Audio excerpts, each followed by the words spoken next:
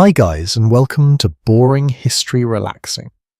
Tonight we step quietly into the year 1812, into a world where the United States is still a young and slightly uncertain country, stretching across forests, farms, and muddy little towns that dot the landscape like scattered campfires in the night. You wake slowly as the pale light of morning drifts through the small window beside your bed. Outside, the day has only just begun, and the quiet countryside is still wrapped in the cool hush of dawn. Now, before we wander too far into the sleepy world of creaking wagons and wood smoke, here is a quick reality check. If you were suddenly dropped into America in 1812 with nothing but your modern habits and expectations, you probably would not last very long. Indoor plumbing does not exist yet. Medicine is creative at best, and the nearest grocery store is most likely several miles away and filled with sacks of grain rather than frozen pizza. But that is part of the charm of visiting history this way. So before you get comfortable, take a moment to like the video and subscribe, but only if you genuinely enjoy what I do here. And if you feel like sharing, tell me your location and the local time where you are listening from tonight. I always enjoy seeing where these quiet nighttime journeys are reaching across the world. Now dim the lights and let the world of 1812 slowly unfold around you. You lie beneath a thick wool blanket stuffed with feathers that rustle softly whenever you shift. The mattress beneath you is lumpy and uneven, filled with straw that crackles faintly as your weight presses into it. It is not exactly luxury, but it is warm.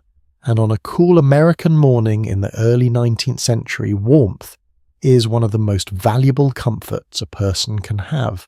Outside the small wooden house, the first sounds of the day are beginning to appear. A rooster calls somewhere nearby. The sound echoes across open fields that stretch beyond the cluster of houses in this small town. A moment later, you hear the faint creak of a wagon wheel as someone starts an early journey along the dirt road that runs past the house. If you listen closely, there is another sound too, the soft crackling of a fire. From the other room comes the faint smell of wood smoke mixed with something warm and slightly sweet. Someone in the house has already risen and begun tending the hearth. In 1812, the hearth is the centre of nearly everything. It provides heat, light, cooking, and comfort all at once. You push the blanket aside and sit up slowly. The floor beneath your feet is cold wooden plank slightly uneven from years of use. Your breath briefly clouds in the cool morning air. Houses in 1812 are rarely well insulated, and during much of the year the indoors feels only slightly warmer than the outdoors. You pull on a simple linen shirt and step toward the small window. Outside the town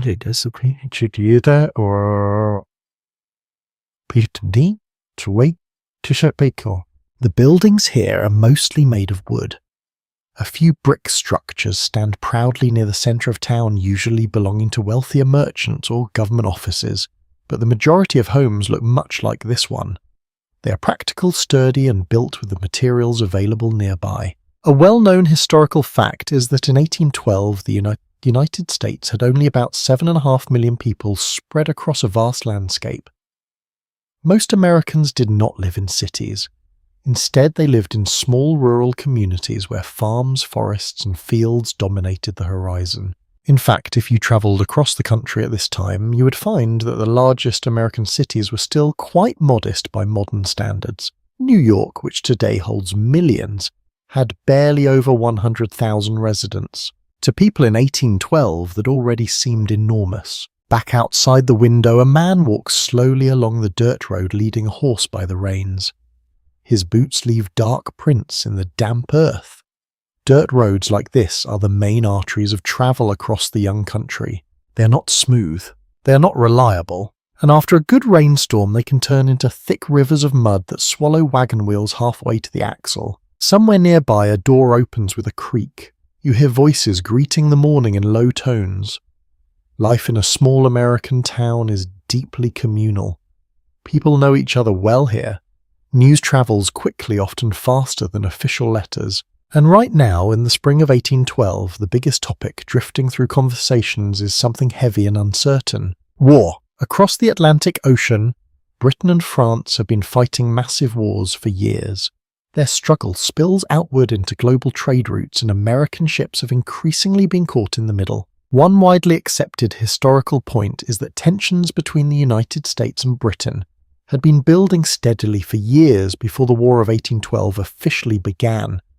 British naval forces sometimes stopped American ships and forced sailors into service in the Royal Navy. Americans called this practice impressment, and it made many citizens furious. You might hear people arguing about it later in the town tavern, but for now the morning remains calm. You leave the window and step toward the hearthroom. The fire glows warmly inside a wide stone fireplace. Flames lick gently around thick logs. While a cast-iron pot hangs above the heat, steam rises slowly into the air. A woman stands nearby, stirring something with a wooden spoon. The smell drifting from the pot suggests oats or cornmeal beginning to thicken into breakfast porridge. Cooking like this takes patience. Everything is done by hand, slowly and carefully. A small quirky detail from daily life in this era is that many American households reuse nearly everything they owned. Even leftover bacon grease was saved and used later for cooking or making soap. Nothing was wasted easily when supplies were hard to replace. You sit quietly at the wooden table while the fire pops and crackles. Through the open doorway you can see the pale morning sky growing brighter above the fields. Somewhere beyond those fields lie forests that stretch for miles. Beyond those forests lie rivers that wind toward distant towns, and far beyond those towns lies a nation still trying to understand what it will become. Scholars still debate whether Americans in 1812 truly felt like citizens of a single nation, or if many still thought of themselves primarily as residents of their individual states. The United States was only a few decades old, and the idea of national identity was still forming. For now, though, the concerns of the day remain simple. Breakfast must be cooked, animals must be fed, fields must be tended. The quiet rhythms of daily life continue whether war comes or not. And as the sun slowly rises above the fields outside the window, you realize that the world of 1812 is beginning its long day just as you are. The young nation stretches wide around you, full of uncertainty, hard work, and quiet moments like this one beside the fire. And this is only the beginning of the day. The warmth of the fire lingers pleasantly as the morning continues to brighten outside. Light slips slowly through the small window panes, spreading across the wooden floorboards in pale golden strips. The porridge on the hearth thickens gently, releasing soft clouds of steam that carry the comforting scent of oats and smoke. You take a few quiet moments to look around the room. The house itself is simple but practical. A rough wooden table sits near the hearth, surrounded by mismatched chairs that have clearly been repaired more than once. A shelf along the wall holds clay bowls, tin cups, and a small collection of cooking tools. Every object here serves a clear purpose. Decoration is rare, utility comes first. Homes in early 19th century America often reflect this same straightforward practicality.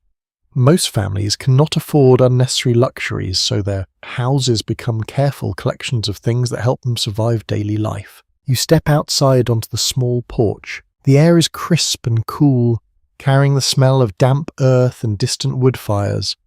The town stretches quietly around you, slowly coming alive as more doors open and more people step into the morning.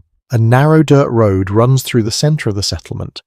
It curves gently between houses, barns and small workshops before disappearing toward the open countryside. Calling it a road is generous. In truth, it is more like a long strip of packed soil shaped by wagon wheels and horse hooves. During dry seasons, the surface becomes dusty and uneven.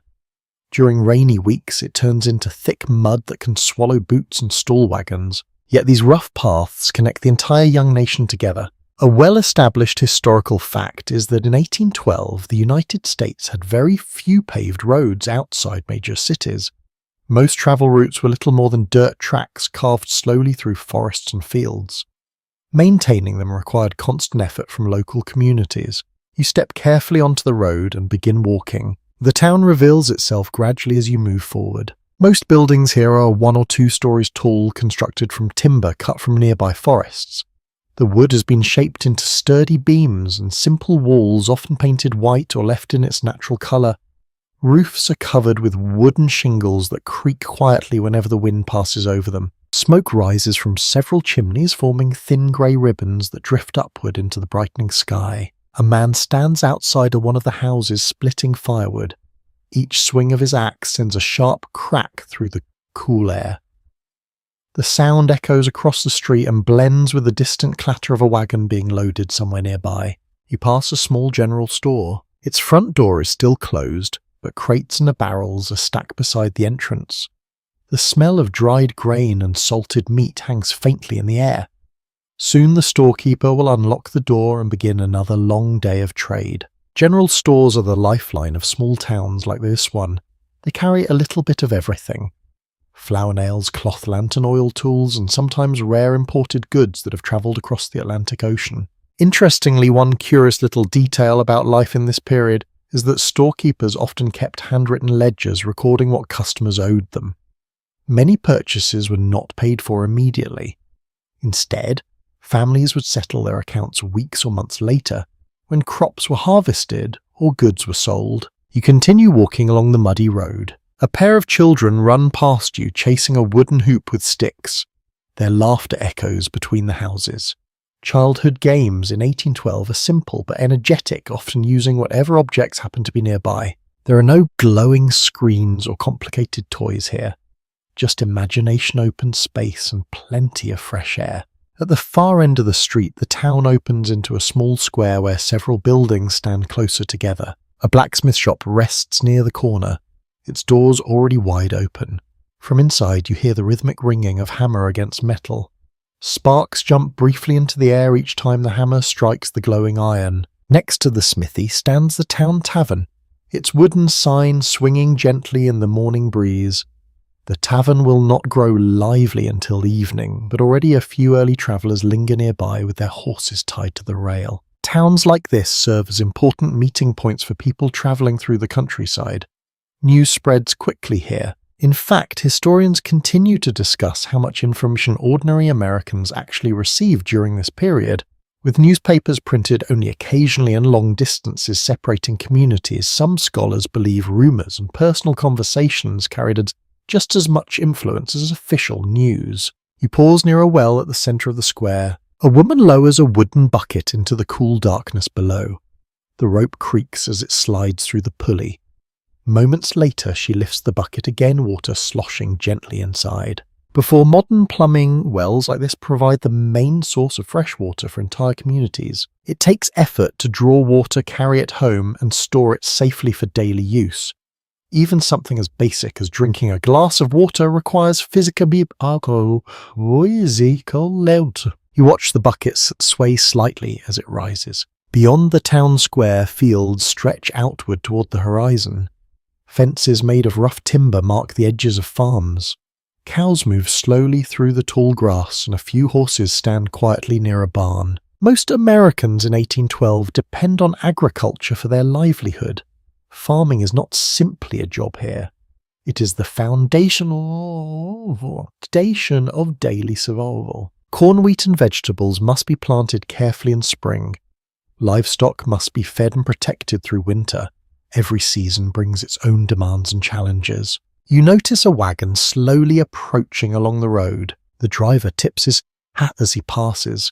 The wagon wheels groan softly beneath their heavy load of wooden barrels. Perhaps they are filled with flour, cider, or salted pork destined for a nearby town. Travel like this is slow. A journey of 20 miles might take an entire day depending on the condition of the road.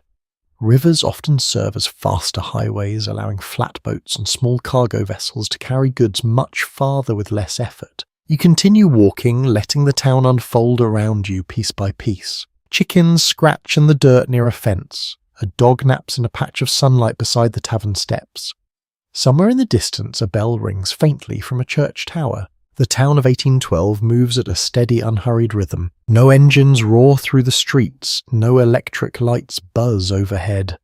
Life unfolds through simple sounds, hoofbeats, creaking wood, voices drifting across the morning air. As the sun climbs higher above the rooftops, the muddy road grows busier. Farmers head toward their fields. Merchants begin opening their shops. Children finish their games and disappear into houses to help with chores, and you stand quietly in the middle of it all, watching a small American town wake fully into another ordinary day in the year 1812. The morning air grows a little warmer as the sun climbs higher above the rooftops. The town is fully awakened now, and the quiet stillness of dawn has given way to the gentle rhythm of daily work. Wagons roll slowly along the muddy road, voices drift between houses, and the smell of wood smoke continues to hang in the air like a familiar blanket. After wandering through the square for a while, you return toward the small wooden house where the morning first began. The door stands slightly open, letting a stripe of sunlight stretch across the floor inside. You step back into the warmth of the hearthroom. The fire still burns steadily, though the flames have settled into a calmer glow. The pot that was bubbling earlier has been moved aside, and bowls now sit waiting on the table. Breakfast has clearly been served and mostly finished. Life inside an American home in 1812 rarely pauses for long. Every member of the household has responsibilities, and the house itself operates almost like a small workshop where tasks overlap and blend together throughout the day. You take a moment to notice the details that might have escaped attention earlier. The walls are made from wide wooden boards that have been fitted tightly together. The wood has darkened slightly over the years from smoke and age, giving the room a warm brown colour. A few simple pegs are hammered into the wall, holding coats, hats and tools that must remain close at hand. Furniture in homes like this is usually handmade or built by local craftsmen. A widely accepted historical fact is that most American households in the early 19th century owned far fewer possessions than people do today. Even well-established families might have only a handful of chairs, a sturdy table, several chests for storage, and perhaps a cabinet for dishes. Every item must last for many years. You move toward a wooden chest sitting near the wall. Its lid is slightly worn from frequent use. Inside, families often store clothing, blankets, or precious personal items that must be protected from dust and moisture. Clothing itself is much more valuable in this era than modern people might imagine. Fabric requires time to produce, and sewing garments is a careful, patient process. Many households spin their own thread and weave their own cloth before the sewing even begins. Nearby, a young girl sits beside the window, carefully stitching a piece of fabric with a small needle. Her movements are steady and practiced, though she cannot be more than 10 years old. Children in 1812 often begin learning household skills at a very young age. Sewing, cooking, tending animals, and assisting with farm work are considered essential parts of growing up. A curious little tidbit from everyday life is that many American children of this period owned only one or two sets of clothing. These garments had to be repaired repeatedly as they wore out. Patches and careful stitching were signs of practical skill rather than embarrassment. You watch the girl tie off the thread and examine her work. Across the room, another member of the household is already busy preparing for the next task of the day. A man lifts a small sack of grain and carries it toward the door. The farm fields outside will demand attention. Soon, the entire household works together to keep life running smoothly. Food must be prepared, animals must be fed, clothing must be cleaned and repaired, firewood must be cut and stacked. The list of daily tasks rarely ends. Near the hearth, a woman kneels beside a low wooden tub filled with water. She begins washing a collection of bowls and spoons that were used for breakfast. The process takes time because every item must be scrubbed carefully and dried with cloth. Cleanliness in 1812 requires steady effort. Water must be drawn from the well, soap must be made or purchased, and even small washing tasks involve physical work that modern homes accomplish with machines in seconds. You sit quietly at the table while the household continues its morning rhythm. Through the open doorway you can see the bright sunlight spreading across the yard outside. Chickens wander through the grass, clucking softly as they search for insects. The simple wooden barn nearby stands ready for another day of farm labour. In rural America, homes and farms function together as a single unit.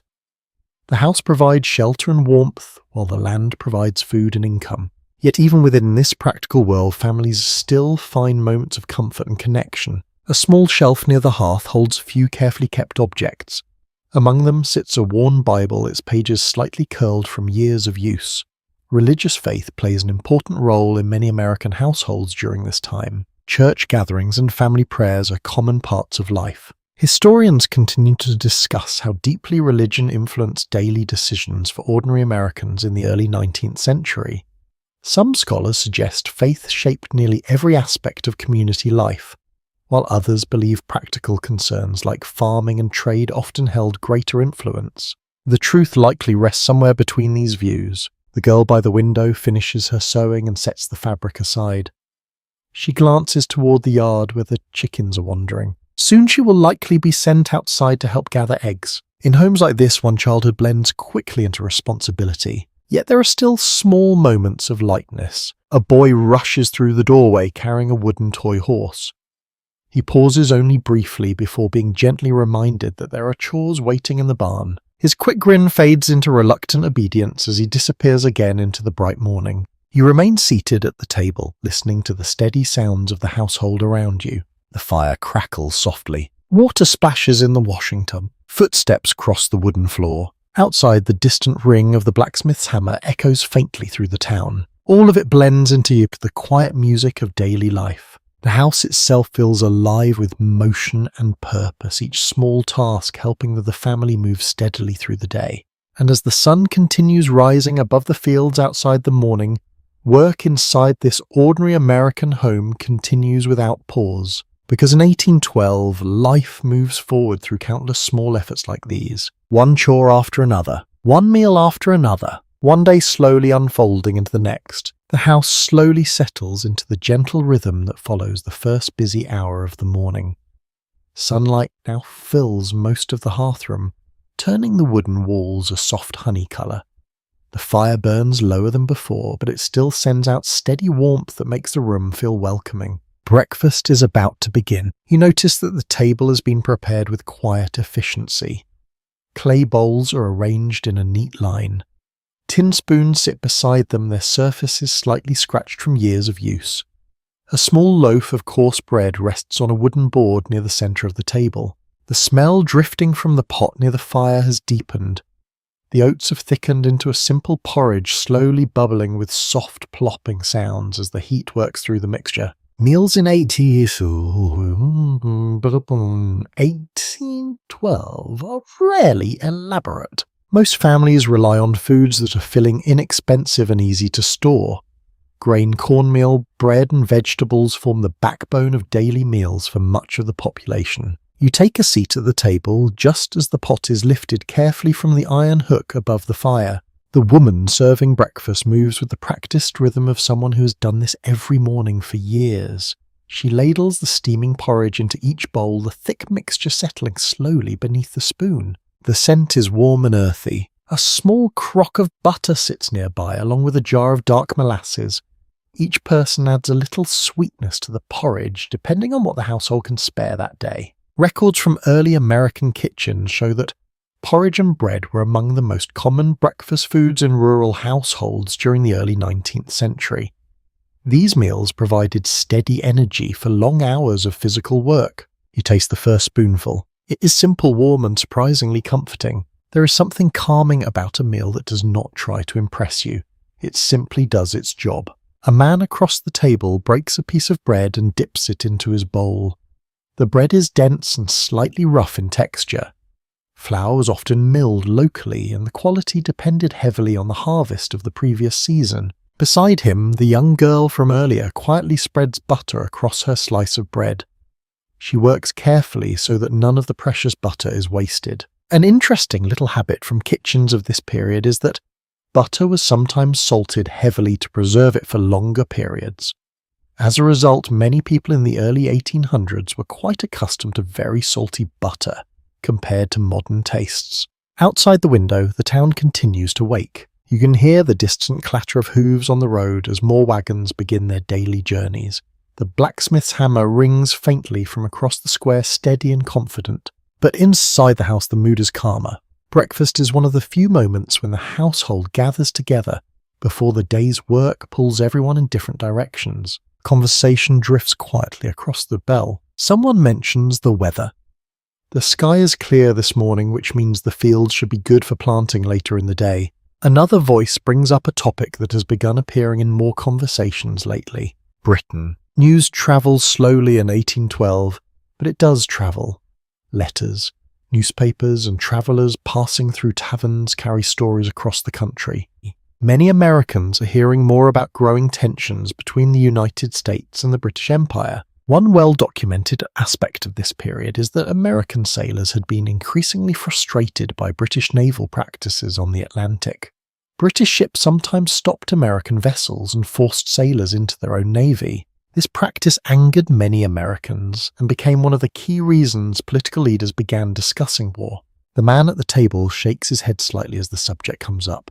War feels distant for now. The fields still need planting. The animals still need feeding. Life must continue even when the larger world begins to shift. Researchers who study the early republic often note that many rural Americans were not immediately aware of national political developments.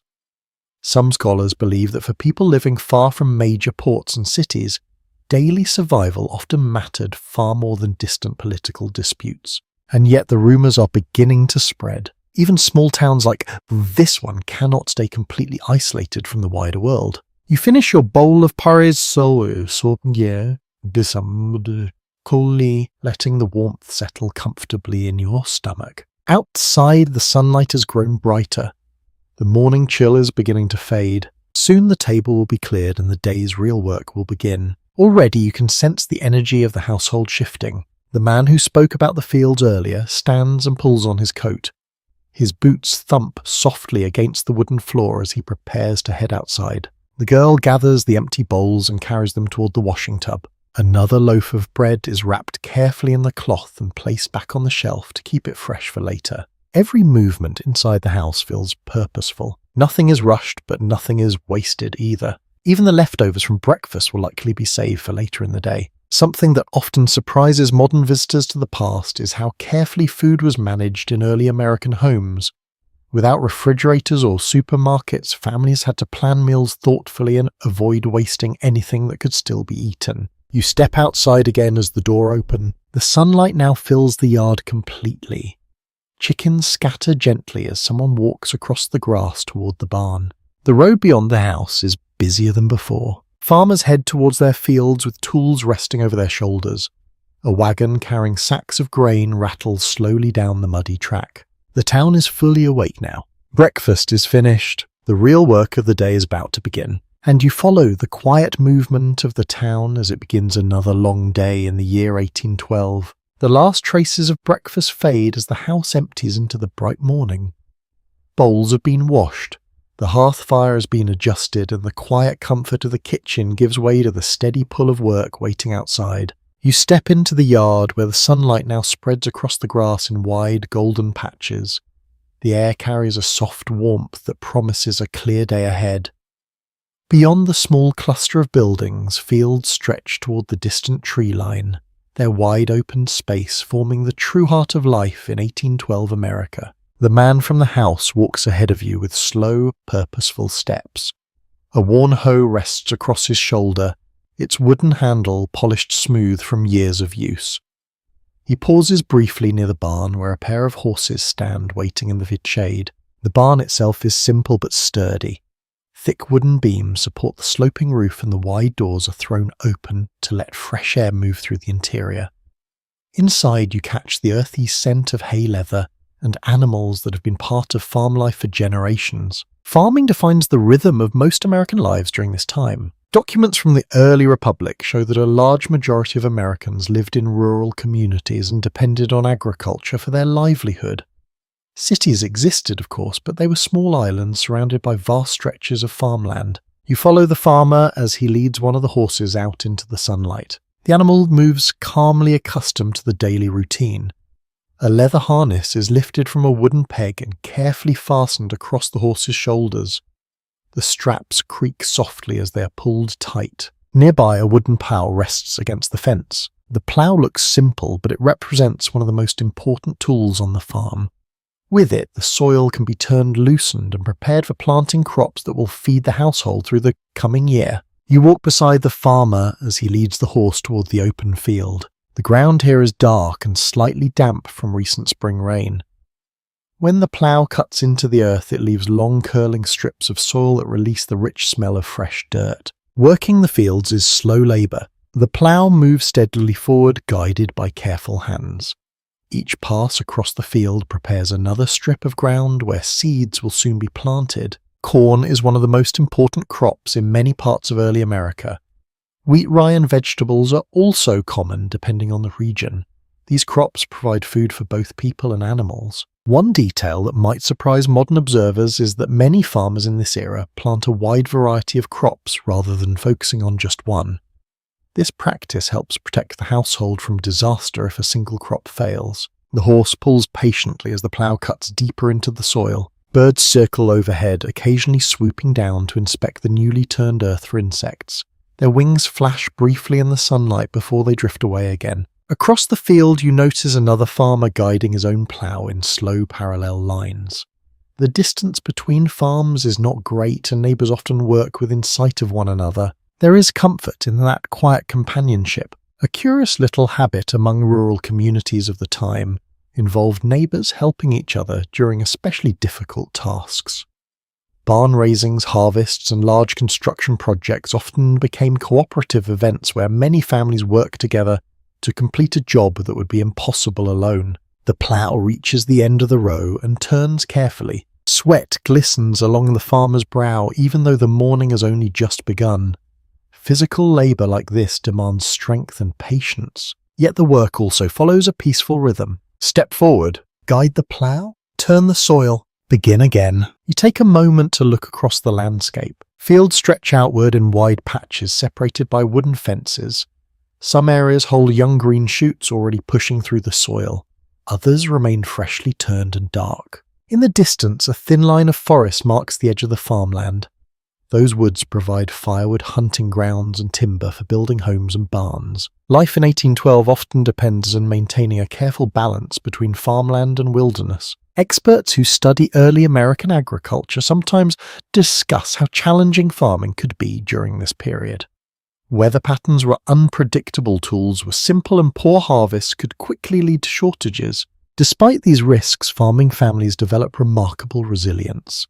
Generations of knowledge passed down through experience help them adapt to changing conditions. You watch as the plough continues its slow progress across the field. Each new furrow marks another small step toward the coming harvest. Time feels different here. There are no clocks demanding immediate results. Instead, the pace of life follows the seasons. Plant in spring, grow through summer, harvest in autumn, endure the quiet of winter. The cycle repeats year after year. The farmer pauses for a moment and wipes his hands across his trousers.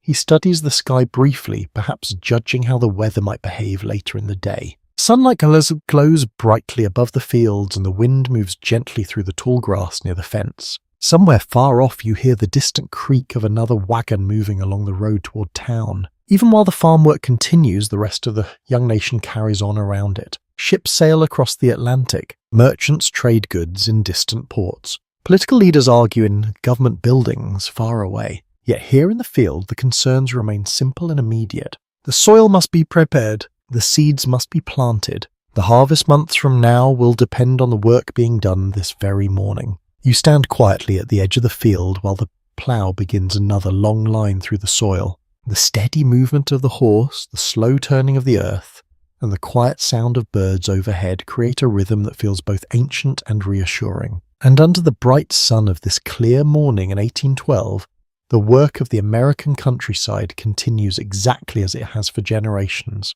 The steady work in the fields continues for some time, the plough carving patient lines across the dark soil, while the sun climbs higher into the sky. Eventually the farmer pauses, letting the horse rest and drink from a small wooden bucket carried from the barn. The quiet pause feels well earned. You take the chance to walk back toward town. The road leading from the farms to the centre of the settlement is already busier than it was earlier in the morning. Wagons move slowly along the muddy track, their wooden wheels groaning under the weight of barrels, sacks and crates.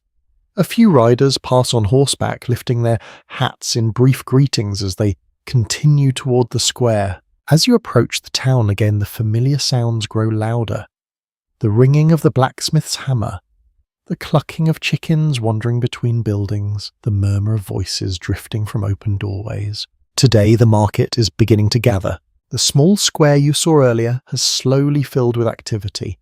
Farmers arrive with wagons loaded with produce, eggs, milk, and bundles of herbs. Merchants arrange goods across rough wooden tables. Buyers move carefully between the stalls, examining each item with practiced attention. Markets like this form the economic heart of many small American towns. Records from the early 19th century show that local markets allowed farmers and craftsmen to sell goods directly to neighbors and travelers. This system helped communities remain largely self-sufficient, especially in areas far from major cities. You step closer to one of the stalls. A woman carefully arranges baskets filled with vegetables harvested from her garden.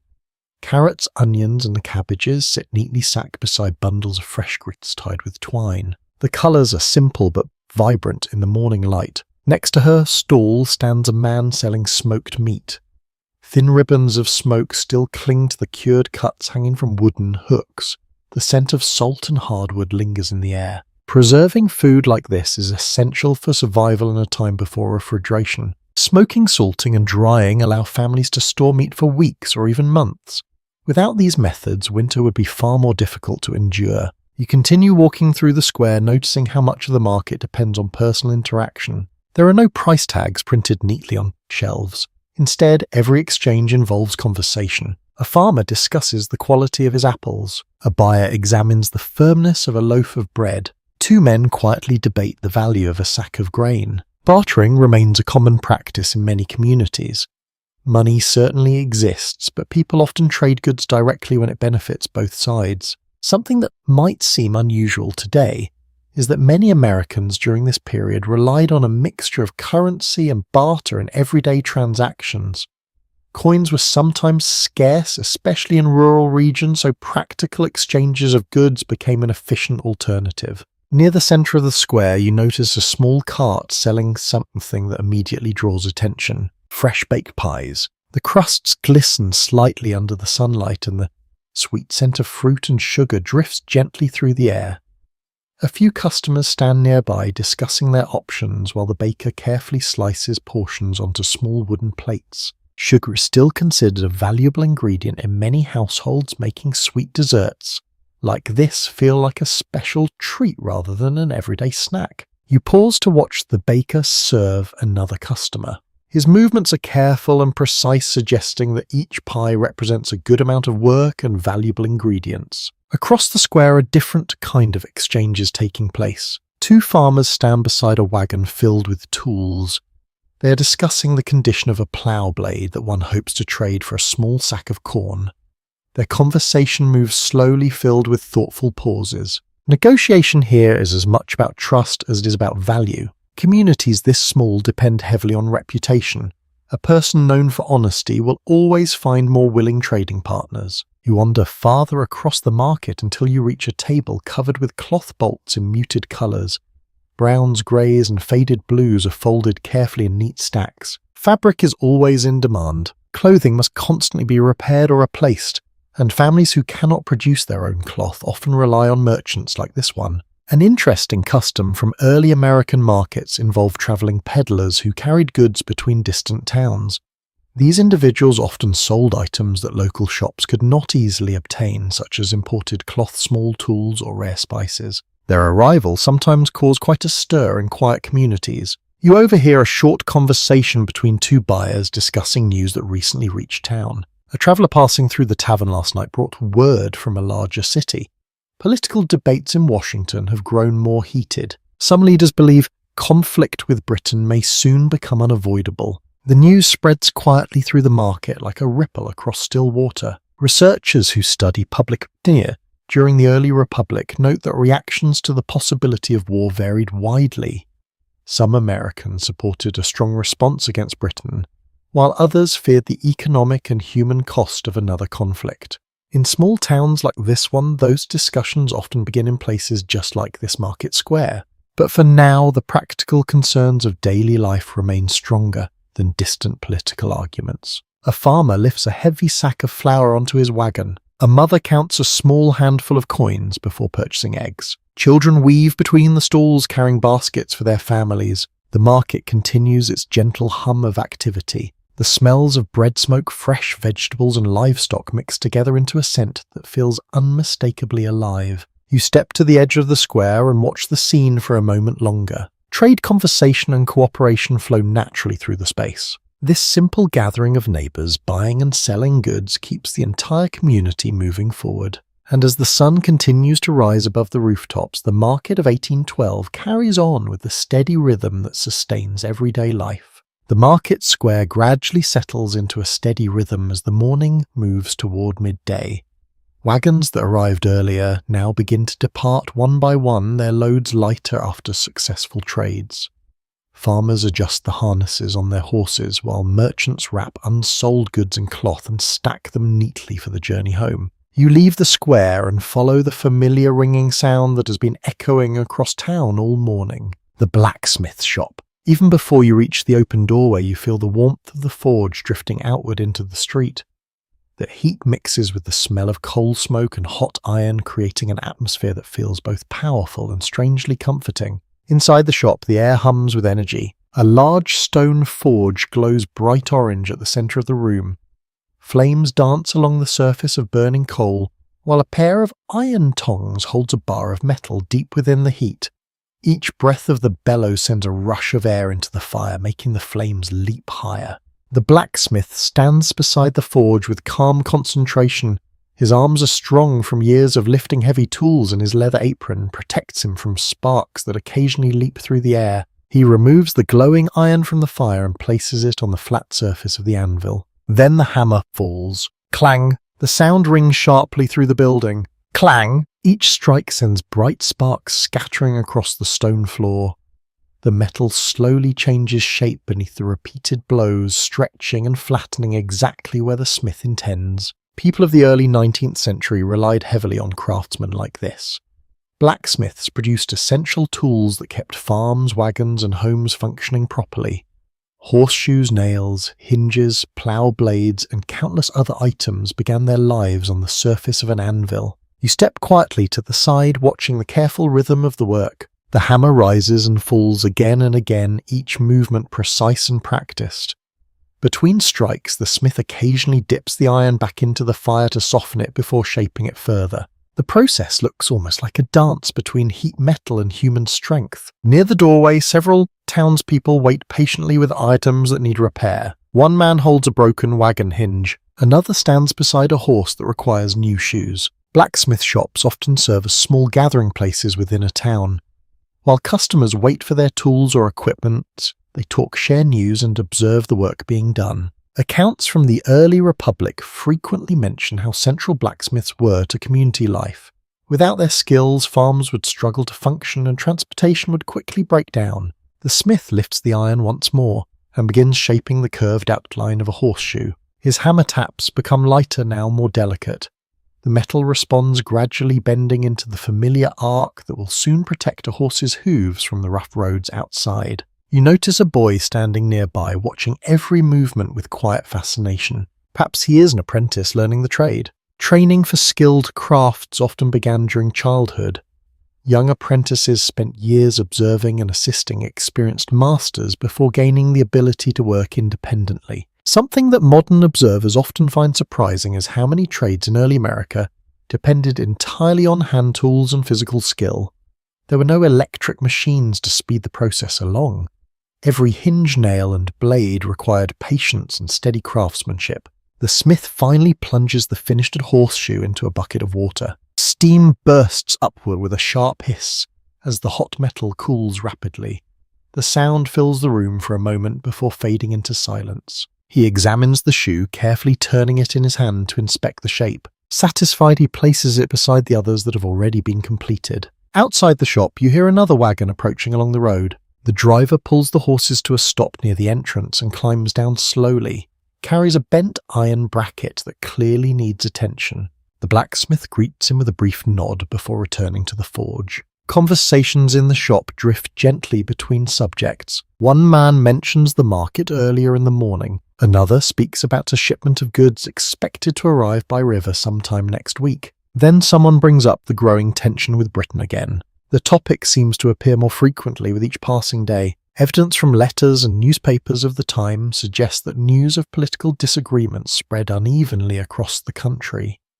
Some communities followed the debates closely, while others heard only fragments of information carried by travellers. The men discussing the situation do not sound overly alarmed. War still feels distant. Fields must still be planted. Wagons must still be repaired. Horses must still be shod before the next long journey. The blacksmith places another bar of iron into the glowing coals and works the bellows again.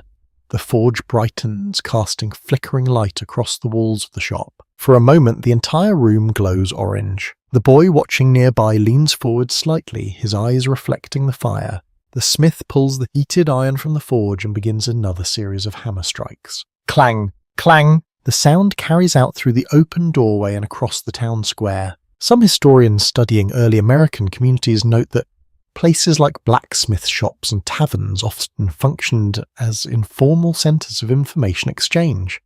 News rumours and opinions moved through these gathering spots almost as reliably as goods moved through the market. Yet here in the steady rhythm of hammer and anvil are the concerns, the instincts of the wider world feel distant. The work continues, iron bends, sparks fly, and the town carries on beneath the bright afternoon sun of another ordinary day in 1812. The ringing of the hammer slowly fades behind you as you step away from the blacksmith's shop and wander back toward the quieter streets beyond the square. The sun now stands well above the rooftops, warming the dirt road and drying some of the mud left from earlier rains. The town feels fully awake. Doors stand open. Laundry hangs from lines stretched between fences. A dog trots lazily down the road as if it has already decided the day will be long and slow. You walk toward a small building at the edge of town that looks simpler than most of the houses around it. The structure is narrow, with plain wooden walls and a single chimney rising above the roof. A small bell hangs near the doorway. This is the schoolhouse. Not every child in America in 1812 attends school regularly. In fact, surviving records suggest that education varied widely depending on the region and the resources of each community. In some places, schooling lasted only a few months each year, usually during seasons when children were less needed for farm labour. Today happens to be one of those school days. You step closer and hear the quiet murmur of young voices inside. Through the open doorway you see a small group of children seated on long wooden benches. The benches have no backs and look slightly uncomfortable, but the students appear used to them. At the front of the room stands the teacher holding a thin book in one hand and a piece of chalk in the other. The room itself is sparse. A wide slate board hangs against the wall for writing lessons. A narrow shelf holds a handful of books that are shared among the students. Sunlight pours through the windows, providing the main source of light during the day. Candles would be too expensive to burn for long hours of study. Education in small American towns often focuses on practical skills. Reading, writing, and basic arithmetic form the foundation of most lessons. These subjects are considered essential for navigating trade, managing farms, and participating in community life. The teacher calls on a boy near the front bench. The boy stands and begins reading solely from the page in front of him. His voice moves carefully through each word, occasionally pausing when he encounters a difficult phrase. Reading aloud like this is a common teaching method during the early 19th century. By hearing the words spoken clearly, students strengthen their understanding of language and pronunciation. You watch quietly from the doorway while the lesson continues. The children's clothing reflects the same practical style seen throughout the town. Simple shirts, dresses, and trousers made from durable cloth. Many garments carry small patches where fabric has been repaired after long use. One small detail that surprises many modern readers is that students during this period often shared textbooks because printed books were still relatively expensive. A single copy might pass between several children during a lesson. The teacher now moves to the slateboard and writes a few numbers in careful chalk strokes. The next lesson involves arithmetic. Numbers are important skills for young Americans growing up in a society where trade farming and craftsmanship all require careful counting. Even simple calculations can determine whether a harvest will provide enough grain for winter, or whether a merchant's goods are being sold at a fair price. You notice a younger child near the back bench, struggling slightly with the numbers. The teacher kneels beside the student and gently guides their hand across the slate. The chalk leaves faint white lines as the child slowly traces the correct answer. Outside the open window, you hear the distant crow of a rooster and the creak of wagon wheels rolling along the road. Life beyond the schoolhouse continues steadily while the children learn. Something interesting about education in this era is that many communities operated what were known as subscription schools. Families contributed small amounts of money or supplies to support the teacher's salary and the upkeep of the building. Without these contributions, schools might close for long periods. Experts studying early American education often point out that the system lacked consistency. Some regions developed strong traditions of schooling while others relied almost entirely on informal learning within the household. This variation meant that literacy rates could differ significantly from one town to another. Inside the classroom, the reading lesson has ended. The teacher now asks the children to practice writing their letters on small slates resting across their laps. The scratching sound of chalk fills the room as each student carefully shapes the alphabet. One girl concentrates deeply, her tongue peeking slightly from the corner of her mouth as she forms each letter. Writing is a skill that requires patience and repetition. Ink and paper are valuable resources, so slates allow students to practice repeatedly without wasting materials. You notice that the teacher occasionally walks between the benches, offering quiet encouragement or correcting a mistake with gentle instructions. Discipline in early schools can sometimes be strict, but many teachers rely on calm authority rather than harsh punishment. Outside, the sky has grown brighter still. The afternoon sun warms the wooden walls of the schoolhouse, filling the room with comfortable light. Dust particles drift slowly through the air, glowing softly in the sunlight. The lesson eventually pauses for a short break. The children stretch their legs and step outside into the yard. Almost immediately, the quiet classroom transforms into cheerful noise. A wooden hoop rolls across the grass as two boys chase after it with sticks. A group of girls begin skipping in a small circle, their laughter floating lightly through the air. Playtime, even brief, brings energy back into young bodies that have been sitting still for much of the morning. You stand near the fence and watch the scene unfold. Childhood in 1812 includes responsibilities and chores, but moments like this still exist.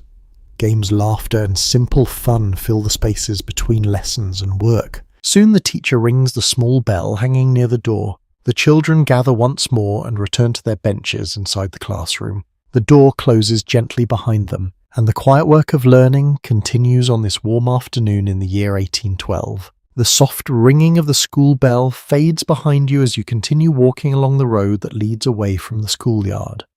The cheerful laughter of children grows quieter with each step until it blends into the gentle sounds of the town once again. The afternoon sun now hangs high above the fields, bright and steady.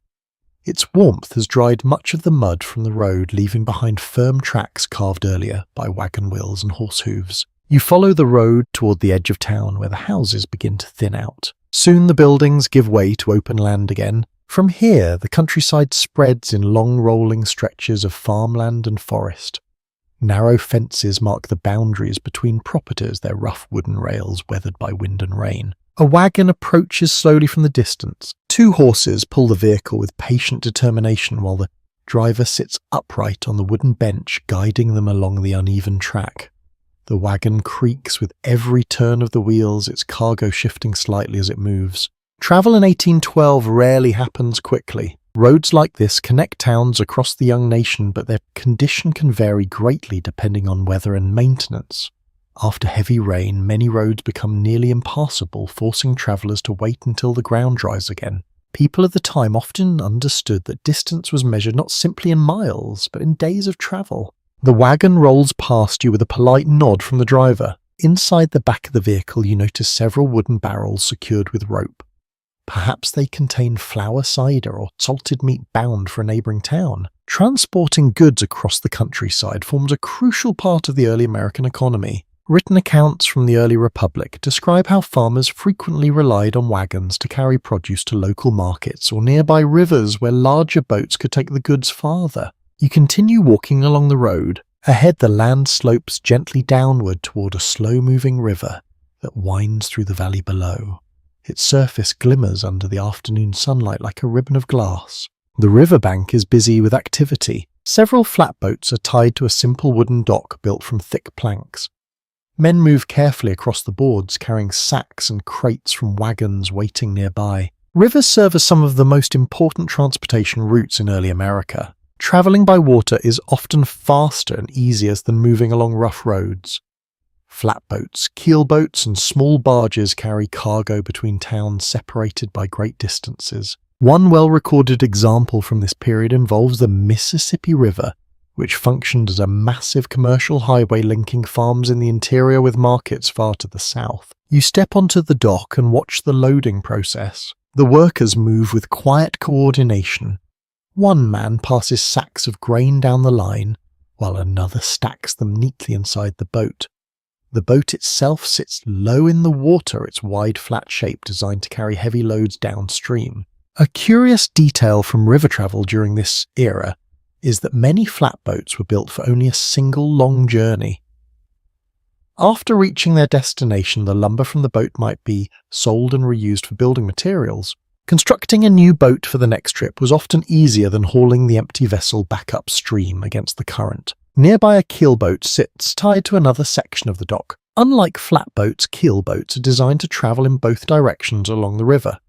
Long poles allow the crew to push the vessel forward against the current when necessary. The work looks demanding. One man stands at the front of the boat bracing a pole against the riverbed, then walking along the deck to push the boat forward inch by inch. You can imagine how slow such journeys might feel during long stretches of travel. Two men resting beside a stack of crates begin discussing news they heard from travellers arriving earlier in the week. They mention ships on the Atlantic facing trouble from British patrols. American sailors have reportedly been stopped and questioned more frequently. The conversation carries a tone of uncertainty rather than alarm. Researchers examining early 19th century correspondence note that information often spread gradually across the country. News that might cause panic in a coastal port could reach inland towns weeks later as little more than an interesting rumour. The men eventually return to their work lifting crates onto the waiting boat. Life continues even while distant political tensions slowly build. You walk a little farther along the riverbank where tall grass sways gently in the breeze. A fisherman sits quietly on a flat rock, his line resting motionless in the water. The peaceful scene contrasts sharply with the busy dock just upstream. Fishing provides another important source of food for many families living near rivers or lakes. Fish caught during the warmer months can be eaten fresh or preserved with salt to last longer. The fisherman lifts his line slightly and checks the hook before casting again into the slow current. Time moves differently here beside the water. The river flows steadily, carrying reflections of clouds across its surface. Boats drift slowly along the current, guiding cargo and travellers between distant communities. Beyond the bend in the river, the road continues its winding path through the countryside. Somewhere beyond the hills lie other towns, other farms and other markets connected by the same slow network of roads and waterways. You stand for a moment longer, watching the boats and the quiet movements of the river. Then you turn back toward the road. The afternoon continues to unfold across the land of 1812, and there are still many corners of this young country waiting to be explored. You leave the quiet riverbank behind and follow the road back toward town. The afternoon sun has begun its slow descent, softening the sharp brightness of midday. Shadows stretch longer across the dirt road, and the air carries the warm scent of grass and distant wood smoke. As you approach the centre of town, again a different sound rises above the usual creak of wagons and distant hammering. A bell. It rings slowly and steadily, each tone echoing across the rooftops and drifting out over the fields beyond. The sound feels familiar and calming, almost like a gentle signal that draws the whole community together. You follow the sound toward the tallest building in the town, the church. Its wooden steeple rises above the surrounding houses, simple yet proud. The structure itself is not large, but it stands carefully maintained. White painted boards cover the walls and narrow windows reflect the golden light of the afternoon sun. Churches like this one appear in thousands of American towns during the early 19th century. Religion plays a strong role in daily life for many families. Sunday services provide not only spiritual guidance, but also one of the most important opportunities for neighbours to gather, exchange news, and strengthen community ties. You step closer as several townspeople begin walking toward the building. Some arrive on foot, others guide horses or tie wagons to wooden posts nearby. The atmosphere feels calm and welcoming rather than hurried. People greet each other warmly. Hands are shaken. Smiles are exchanged. Children who spent the morning studying in the schoolhouse now run across the grass outside the churchyard, while their parents speak quietly nearby. Inside the church, the air is cooler and dimmer. Sunlight filters gently through tall windows, forming soft rectangles of light across the wooden floor. Rows of plain benches fill the room, facing a raised platform at the front where the minister will soon stand. The interior decoration is simple. There are no elaborate statues or colourful stained glass scenes like those found in some European cathedrals. Instead, the focus rests on quiet reflection and shared prayer. Many Protestant churches in early America favoured this modest style, emphasising scripture and preaching rather than ornate decoration. You take a seat along one of the benches while the room gradually fills with people. A woman carries a worn Bible carefully wrapped in cloth. A farmer removes his hat as he steps inside. Two elderly neighbours exchange soft greetings before settling into their seats. The sense of familiarity is unmistakable. For many townspeople, this gathering happens week after week, year after year. One small detail that often surprises modern observers is how important church gatherings were for communication in communities before modern media. News about upcoming events, marriages, births, or even political developments often spread during conversations before and after services. The church functions as both a spiritual centre and a social hub. The bell outside rings once more before falling silent. Soon the minister steps forward. He is dressed plainly, his voice calm and steady as he begins reading from the Bible.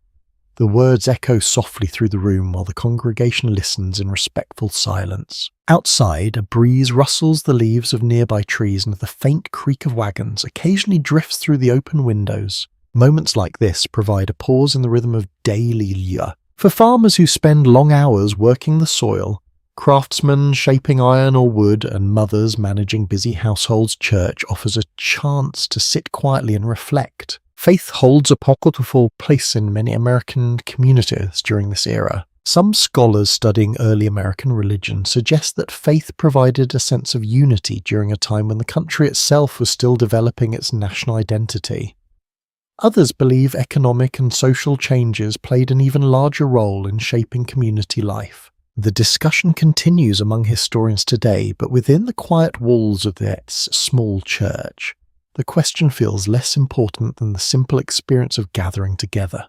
The minister continues speaking, his voice measured and thoughtful. Outside, the sun slowly lowers toward the horizon. Light shifts across the wooden floor as the afternoon passes, and the atmosphere inside the church grows even more peaceful. After the sermon ends, the congregation rises together for a final prayer. Voices join softly in a closing hymn. The melody fills the room with gentle harmony drifting through the windows and across the town square beyond. When the service finishes, people step outside once again, but no one rushes away immediately. Instead, small groups gather beneath the trees near the churchyard. Neighbours exchange news about crops and weather. A merchant discusses shipments expected by river next week. Someone quietly mentions the latest rumours arriving from the eastern cities. The subject of tensions with Britain surfaces again. The possibility of conflict still feels uncertain, almost distant, but it remains part of the quiet conversation circulating through this crowd. Children play among the gravestones near the edge of the yard, their laughter echoing softly through the warm air.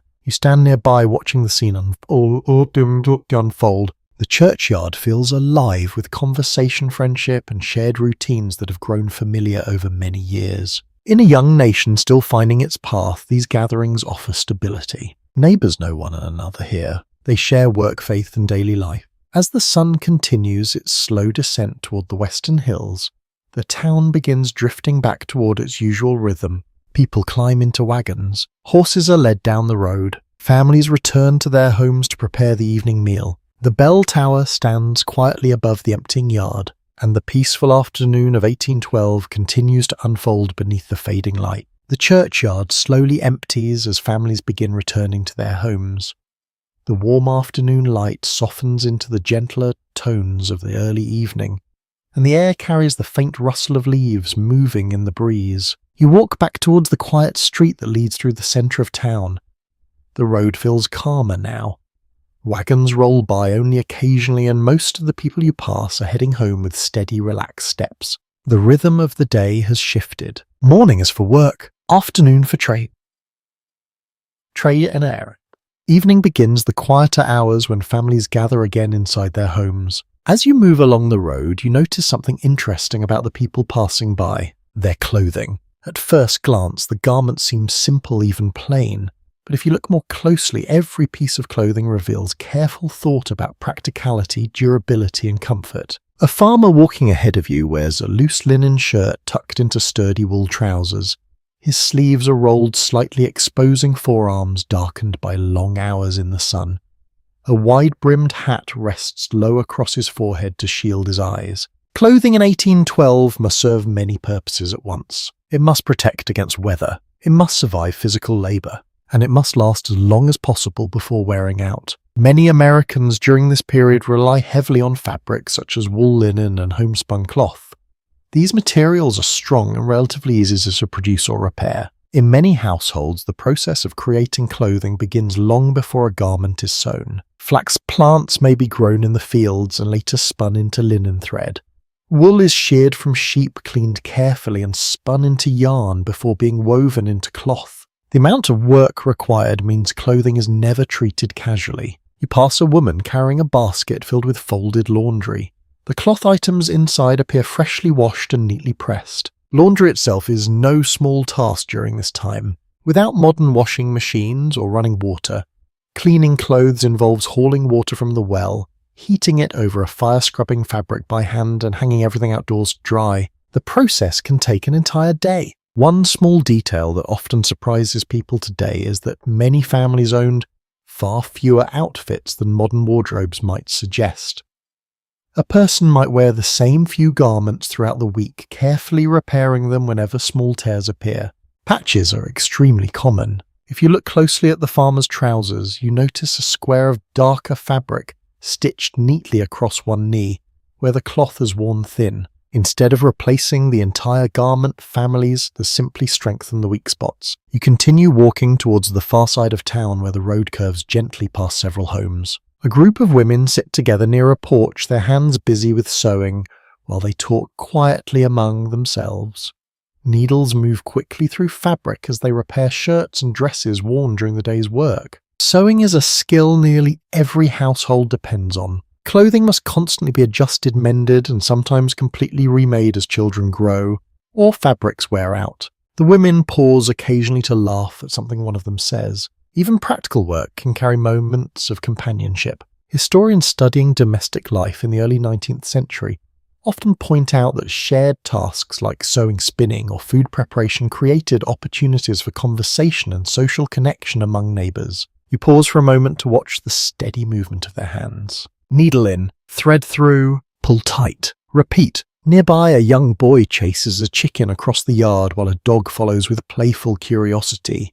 The simple scene feels both lively and peaceful. Clothing in this era also reflects subtle social differences. Merchants or town officials sometimes wear coats made from finer wool or imported cloth. These garments might include decorative buttons or carefully tailored seams, but even wealthier individuals tend to avoid excessive display in small communities. Practicality still dominates everyday fashion. Another interesting habit from this period involves the use of detachable collars and cuffs. Because these parts of a shirt became dirty more quickly, they could be removed and washed separately, rather than laundering the entire garment each time. This clever solution saved both time and effort. You continue down the road as the sky begins to shift toward the warm colours of sunset. Golden light spreads across the rooftops while long shadows stretch across the fields beyond town. A man steps out of a doorway wearing a long coat that suggests he may be preparing for a short evening visit or meeting. He adjusts the collar and brushes dust from the fabric before heading down the road. Researchers examining clothing from this era sometimes discuss how fashion trends from Europe slowly influenced American styles. However, distance and practicality meant these trends often appeared in simplified forms. Elegant designs were adapted to suit the realities of frontier life. You reach the edge of a town where the road meets open countryside again. The evening breeze feels cooler now. Somewhere behind you a door closes softly. From another house you hear the faint clatter of pots being arranged for the evening meal. The day is gently transitioning towards a night. Farmers return from their fields. Merchants count the day's earnings. Children finish their chores before darkness settles across the land. Clothing that carried people through the long hours of work will soon be hung carefully near the hearth to dry and rest before tomorrow begins. You pause for a moment and look back toward the quiet town. Simple fabrics, careful stitching, garments shaped by work and necessity. These small details of clothing tell a story about life in 1812 just as clearly as any grand historical event, because the way people dress often reveals how they live. And here in this peaceful American town, practicality and patience define nearly every thread. The evening air grows cooler as you continue walking through the quiet streets of town. The sun has begun drifting lower towards the horizon, casting long golden beams across the wooden houses and dusty road. A calm stillness settles over the settlement as families return home and prepare for the final tasks of the day. The smell of cooking begins to drift gently through the air. It comes first as a faint scent of smoke, then gradually carries hints of herbs, bread, and simmering vegetables. Nearly every house now has a fire burning in its hearth, and each kitchen begins preparing the evening meal. You return to the familiar house where the morning began. The door stands slightly open again, and the warm glow of firelight flickers across the wooden floor inside. The room feels comfortable and welcoming after the long day outdoors. Inside the kitchen area, the hearth has become the centre of activity once more. A large iron pot hangs above the fire, suspended from a sturdy hook. The contents bubble quietly, releasing a slow rhythm of soft sounds that echo through the room. Cooking in 1812 requires patience and experience. Without modern stoves or precise temperature controls, meals depend entirely on the careful management of fire. The cook must judge the heat of the flames by sight, smell, and instinct. Small adjustments to the position of the pot can make the difference between a perfectly cooked stew and a burnt supper. The woman tending the fire lifts the lid slightly and stirs the mixture with a wooden spoon. Steam rises in a fragrant cloud, carrying the smell of onions, carrots, and herbs that have been simmering for some time. Meals like this often rely on ingredients grown nearby. Vegetables from the garden, meat preserved earlier in the season, and grains stored from previous harvests all come together in simple but nourishing dishes. Many households in early 19th century America prepared what might be called a one-pot meal during the evening. Stews allowed families to combine whatever ingredients were available into something filling after a long day of work. You take a seat near the table while the fire crackles softly. Nearby, a loaf of bread rests on a wooden board beside a small dish of butter. The crust is dark and slightly crisp, suggesting it was baked earlier in the day. Bread remains one of the most dependable foods across the country during this time. Wheat flour, cornmeal, and other grains provide the foundation for countless meals. One interesting detail about early American kitchens is that cooks often kept a small collection of dried herbs hanging from the ceiling or along the walls. Sage, thyme, and other plants were carefully harvested and preserved to add flavour during the colder months. Above the hearth you notice several bundles tied with twine. The herbs sway slightly in the warm air rising from the fire. Across the room, a young boy sets wooden bowls onto the table. He moves carefully, placing each bowl in its proper spot before stepping back to check his work. Helping prepare meals is a common chore for children. Every member of the household contributes in small ways to keep the daily routine running smoothly. The woman lifts the heavy pot from the fire and carries it toward the table. The stew inside glows with rich colour. Pieces of carrot, potato, and tender meat float within the thick broth. The smell fills the room with comforting warmth. She begins ladling the stew into each waiting bowl. You notice how carefully the portions are measured. Food must be shared fairly among everyone present. Household records and diaries from the early Republic sometimes reveal how important careful food management was for families living far from large markets. Supplies had to last through uncertain seasons, especially during winter when fresh produce became scarce. The bowls are soon filled. Everyone gathers around the table and the first spoons dip into the steaming meal. The stew tastes hearty and satisfying.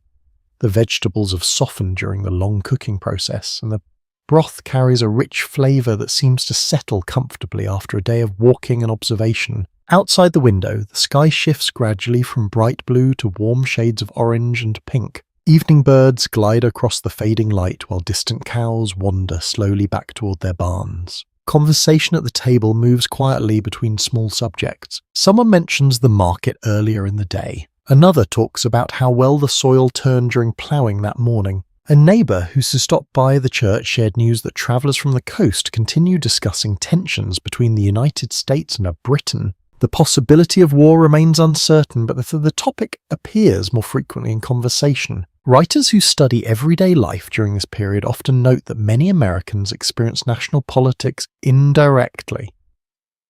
Major events were discussed through letters, travellers, and newspapers that arrived days or weeks after important decisions were made. For families gathered around the supper table, the immediate concerns often remained much closer to home. The harvest, the weather, the health of livestock, the supply of food stored for the coming winter. You finish the last spoonful of stew and rest comfortably in your chair. The warmth of the meal spreads through the room, blending with the steady glow of the hearth fire.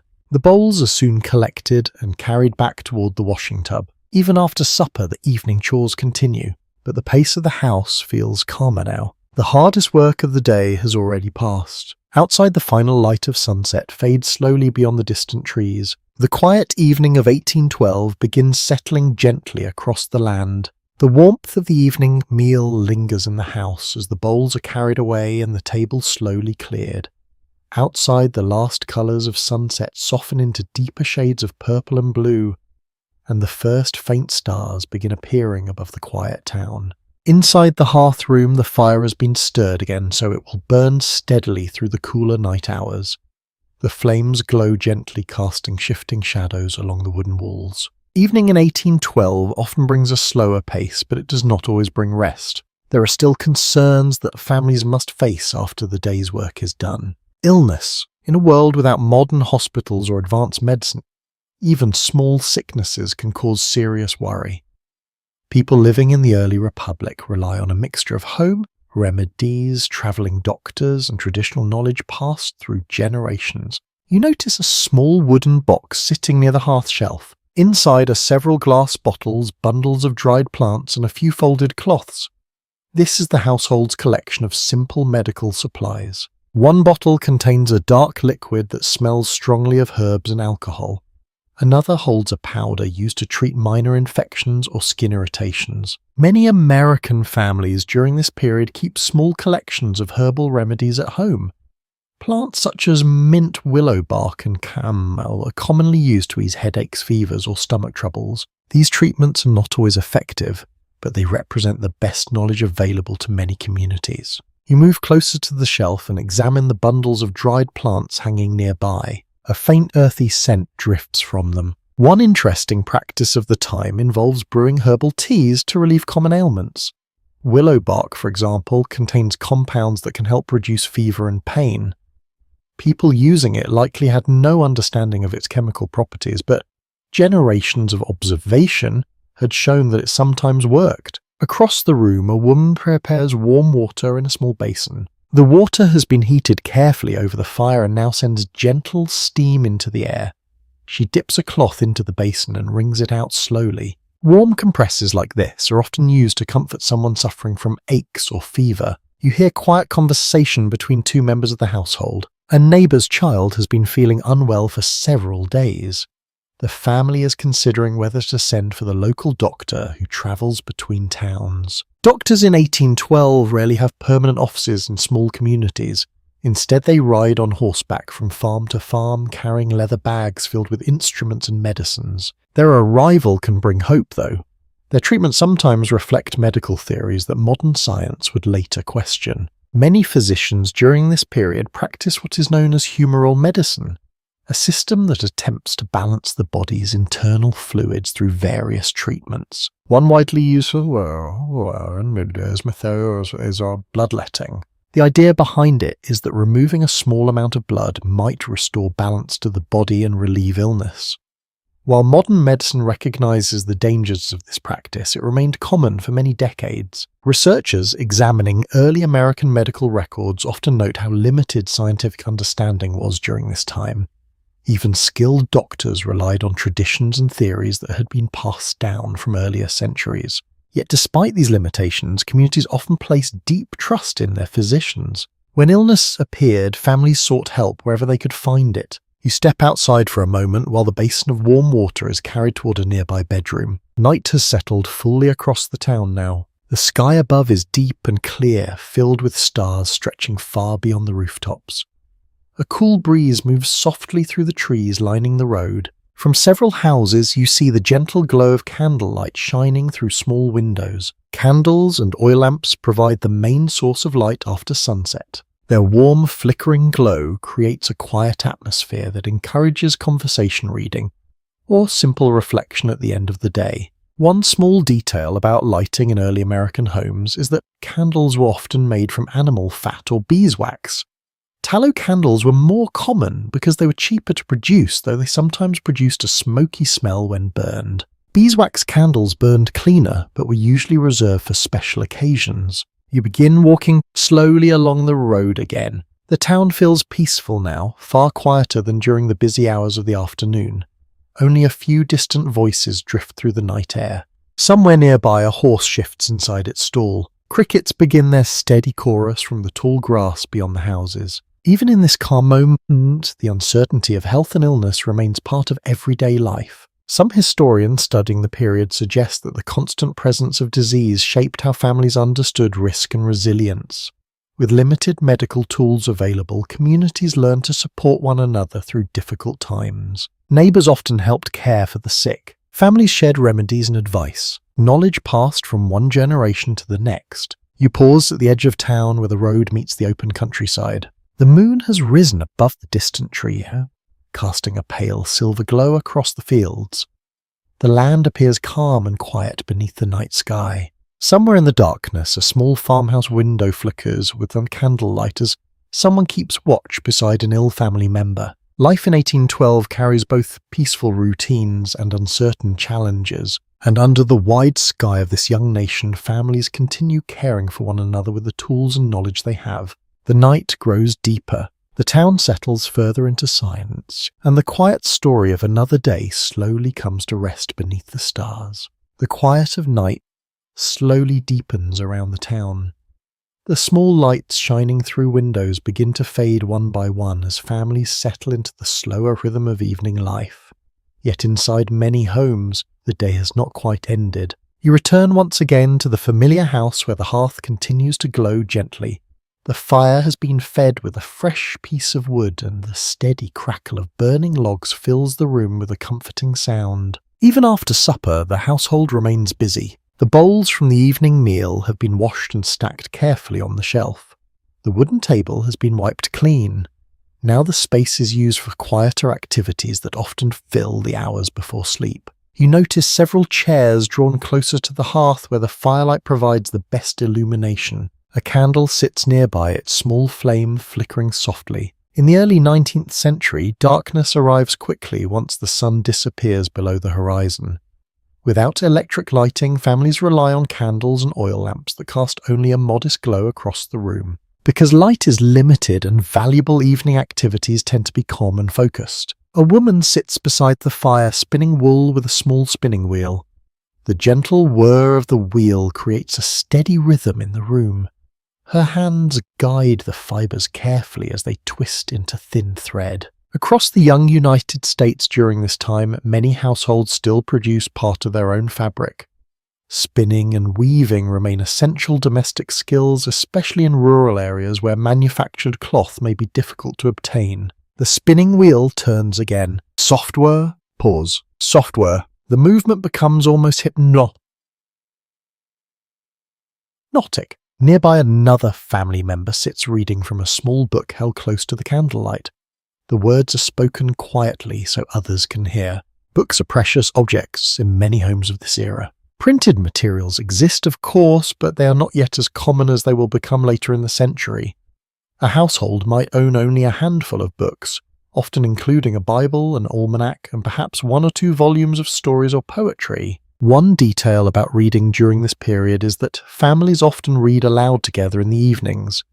This practice allows everyone to enjoy the book even if some members of the household cannot read well themselves. The reader turns a page slowly while the others listen. The words drift gently through the warm room, blending with the soft sounds of the spinning wheel and the crackling fire. You sit quietly nearby, letting the peaceful atmosphere settle around you. Evening hours like this offer rare moments of rest after the demanding labour of the day. Children who spent the afternoon helping with chores now relax near the hearth. One boy stretches out on the floor with a wooden toy horse beside him, his eyes growing heavy as the story continues. Another child leans against a chair listening, while slowly braiding a piece of yarn between her fingers. Something that often surprises modern readers about life in this period is how early many people went to sleep. Without strong artificial lighting, the natural cycle of daylight and darkness strongly influenced daily routines. Many households prepared for bed soon after the evening tasks were finished. Yet before sleep arrives, small traditions sometimes fill the final hour. In some homes, families pause for a short prayer together. In others, someone might share a story remembered from childhood. You hear the reader pause and close the book gently. The spinning wheel slows and finally comes to a stop. The fire crackles softly, sending a small burst of sparks upward inside the stone hearth. Conversation begins in quiet voices. Someone mentions the weather forecast printed in the latest almanac. Clear skies tomorrow may allow more work in the fields. Another voice recalls the market earlier in the day and wonders whether the merchant will return next week with more cloth. Even in these peaceful evening moments, small practical concerns remain part of daily life. Researchers who examine letters from this period often notice how frequently people discussed weather patterns, crop conditions, and travel plans. These topics shape the stability of households far more directly than distant political events. Outside the house, the town grows increasingly silent. Only the occasional sound of a horse shifting in its stall or the rustle of leaves in the breeze breaks the stillness. The moon climbs higher above the rooftops, casting pale light across the quiet road. Inside the room, the candle flame grows shorter as the wax slowly melts away. The woman gathers the thread she has spun and places it carefully in a small basket. Tomorrow it may be woven into cloth or used to mend worn garments. The reader sets the book back onto the shelf. One by one, the chairs are moved away from the hearth. The room begins its slow transformation from a place of work and conversation into a place of rest. Before leaving, someone adds one final log to the fire so that a gentle warmth remains through the night. You stand quietly for a moment longer, watching the soft glow of the flames. This quiet scene reveals something important about life in 1812. The days may be long and filled with labour, but the evenings offer moments of calm reflection shared among family and neighbours. The door to the sleeping room opens softly. Children are guided toward their beds. Candles are carried carefully through the dim hallway. Soon the house will fall silent except for the faint crackle of the fire. Another day in the young American Republic draws peacefully toward its end, and the quiet night continues to settle gently across the town. The quiet warmth of the hearth slowly fades behind you as the house settles into its nighttime stillness. Outside the town rests beneath a sky filled with stars, the moon casting a pale silver glow across the dirt road and the wooden rooftops. For a while everything seems peaceful, but in homes throughout the young United States, another kind of conversation is beginning to appear more often in the quiet hours of the evening. Rumours. You walk slowly along the quiet road where lantern light glows faintly from a few remaining windows. Somewhere nearby, a dog gives a single bark before settling down again. Inside one of the houses ahead, several men sit around a wooden table. Their voices are low, thoughtful, and occasionally serious. You pause outside the open window where their conversation drifts into the cool night air. They are speaking about Britain. For several years now, tensions between the United States and the British Empire have been slowly rising. Much of the conflict centres around trade shipping and the treatment of American sailors on the open seas. During the long wars between Britain and France in Europe, British naval patrols often stopped neutral ships travelling across the Atlantic. American vessels were among those frequently searched. Sailors suspected of being British deserters were sometimes taken by force and pressed into service aboard British warships. For Americans who valued their independence only a few decades after winning it, this practice caused deep anger. One of the men at the table mentions a recent newspaper article describing another such incident involving an American merchant ship. News like this spreads gradually across the country. Travellers carry stories from port cities to inland towns. Newspapers reprint letters and reports that circulate from one community to another. But information does not always arrive quickly or clearly. Some residents hear detailed accounts of diplomatic disputes. Others learn only fragments of the story through rumour and speculation. Scholars who study this period often note that the years leading up to the War of 1812 were filled with political disagreement within the United States itself. Not everyone supported the idea of war. In fact, opinions differed widely depending on region and occupation. Merchants who depended heavily on trade sometimes worried that war would damage their businesses.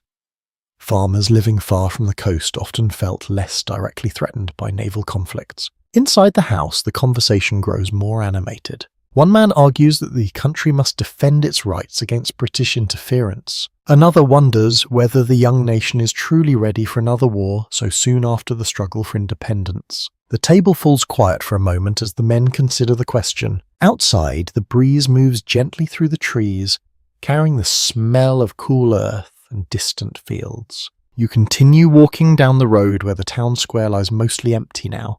The tavern door remains open, however, and warm light spills across the ground in front of it. Inside, several travellers sit around a table sharing mugs of cider. Taverns often serve as gathering places where news from distant regions arrives first. Travellers, merchants, and wagon drivers bring stories from coastal cities, river, ports, and frontier settlements. Tonight, one traveller appears to be describing recent debates in the nation's capital. His voice rises slightly as he speaks about political leaders arguing over whether war should be declared. Some members of Congress believe Britain must be confronted. Others urge caution, fearing the military strength of the British Navy. The traveller gestures with his mug while the others listen closely. Political news like this captures attention even in small rural towns. The United States in 1812 is still a relatively young country, and many citizens remain deeply interested in the decisions shaping its future. One small but interesting detail from this era involves the important role newspapers played in spreading political opinions. Many papers openly supported specific political parties and often printed passionate arguments about national issues. Reading the newspaper could feel less like receiving neutral information and more like joining an ongoing debate.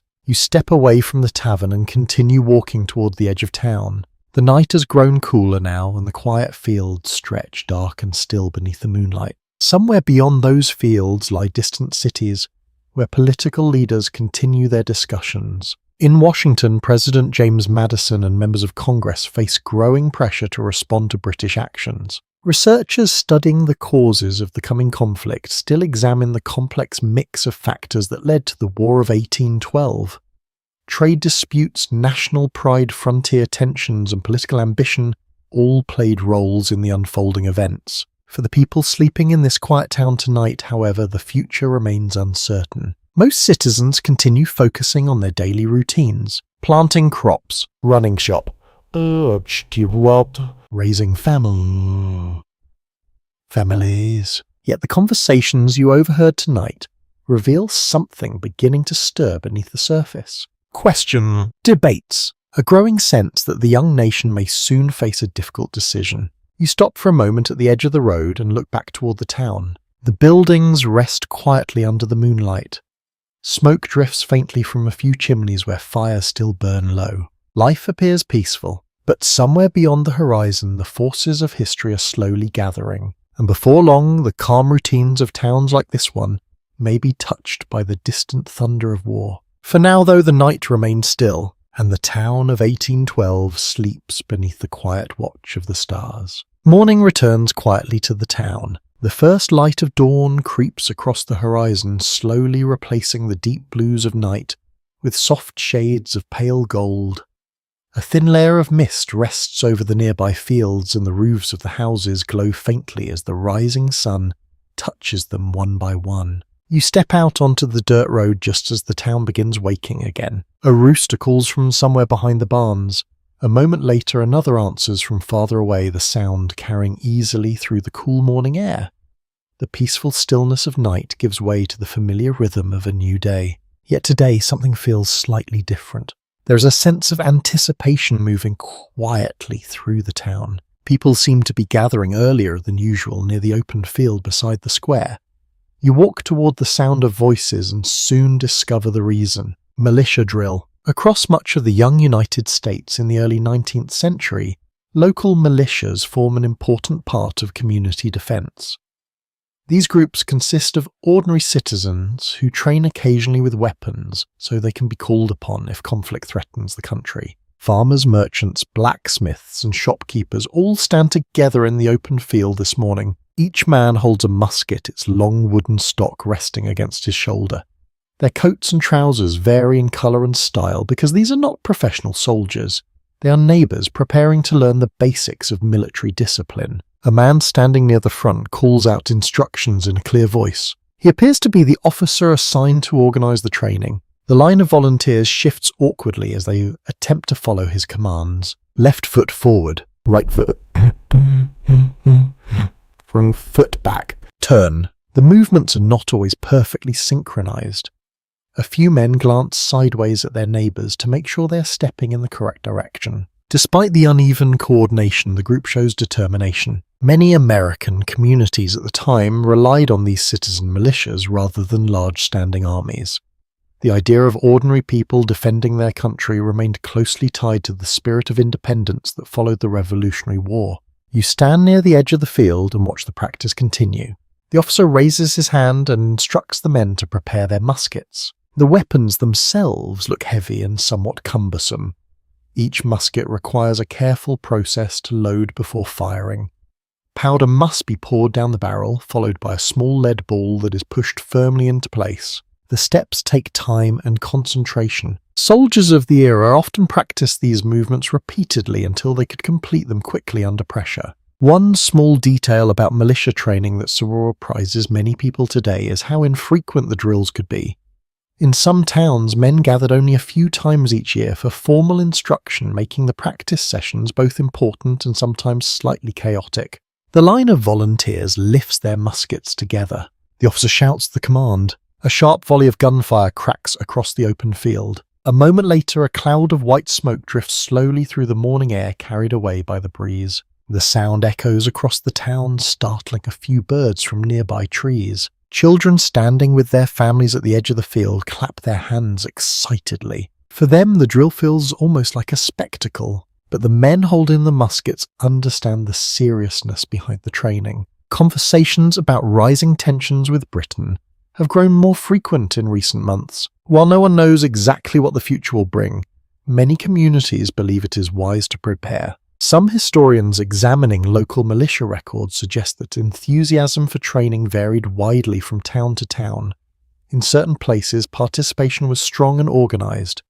In others, attendance could be irregular and discipline sometimes suffered. Still, the drill served an important purpose. They reminded citizens that defending the nation might one day fall upon their shoulders. The officer calls another command. This time the men practice marching. Their boots move across the grass in uneven rhythm at first, but gradually the line begins to find a steady pace. Step, step, step.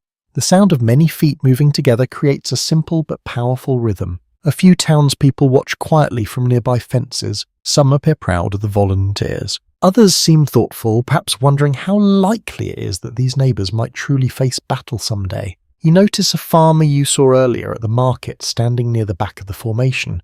His musket rests firmly in his hands, though his posture still carries the stiffness of someone unaccustomed to military drills. When the officer calls for a pause, the men relax slightly and wipe sweat from their foreheads. The morning sun has risen higher now, warming the field. The smell of gunpowder still lingers faintly in the air. Nearby, a few boys pick up small sticks and begin pretending to march like soldiers. Their playful imitation brings quiet smiles from several watching parents. Life continues around the militia drill just as it always does. Wagons pass along the road. A woman leads a cow toward the barn. Smoke rises once again from chimneys as kitchens prepare the morning meal. Yet the sight of neighbours standing in formation adds a new layer to the familiar scene.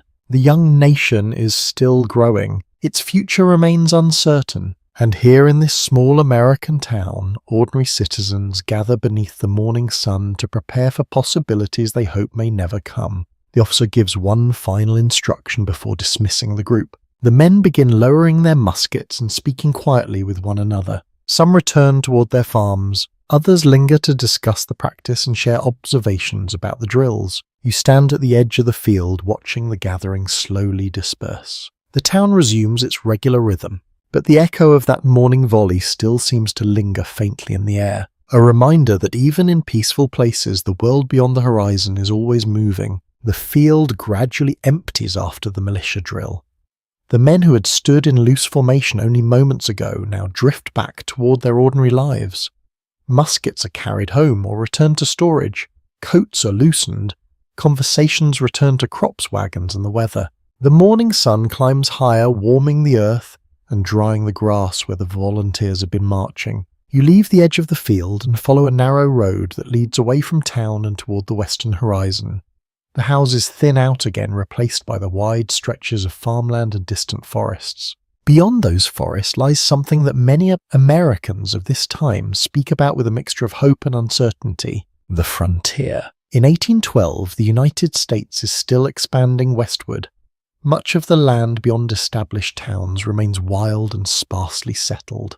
Families seeking new opportunities often travel hundreds of miles to claim farmland along the edges of the frontier. The journey itself can take weeks or even months. You imagine the long wagon trails stretching across forests and hills where settlers slowly move their belongings toward unknown territory. The road you are walking now eventually connects to those larger routes. Up ahead you see a wagon resting near a stand of trees beside a small stream. A family has stopped to allow their horses to drink and rest. You approach quietly, noticing how heavily the wagon is loaded. Bundles of blankets are tied along the sides. Wooden chests are secured with rope. A spinning wheel rests carefully beneath a canvas covering. Everything the family owns appears to be packed within that single vehicle. For many frontier settlers, this is exactly how a new life begins. Families leave familiar towns and travel west, carrying tools, seeds, clothing and household items needed to start again in unfamiliar land. Diaries written by travellers from this period often describe the challenges of these journeys.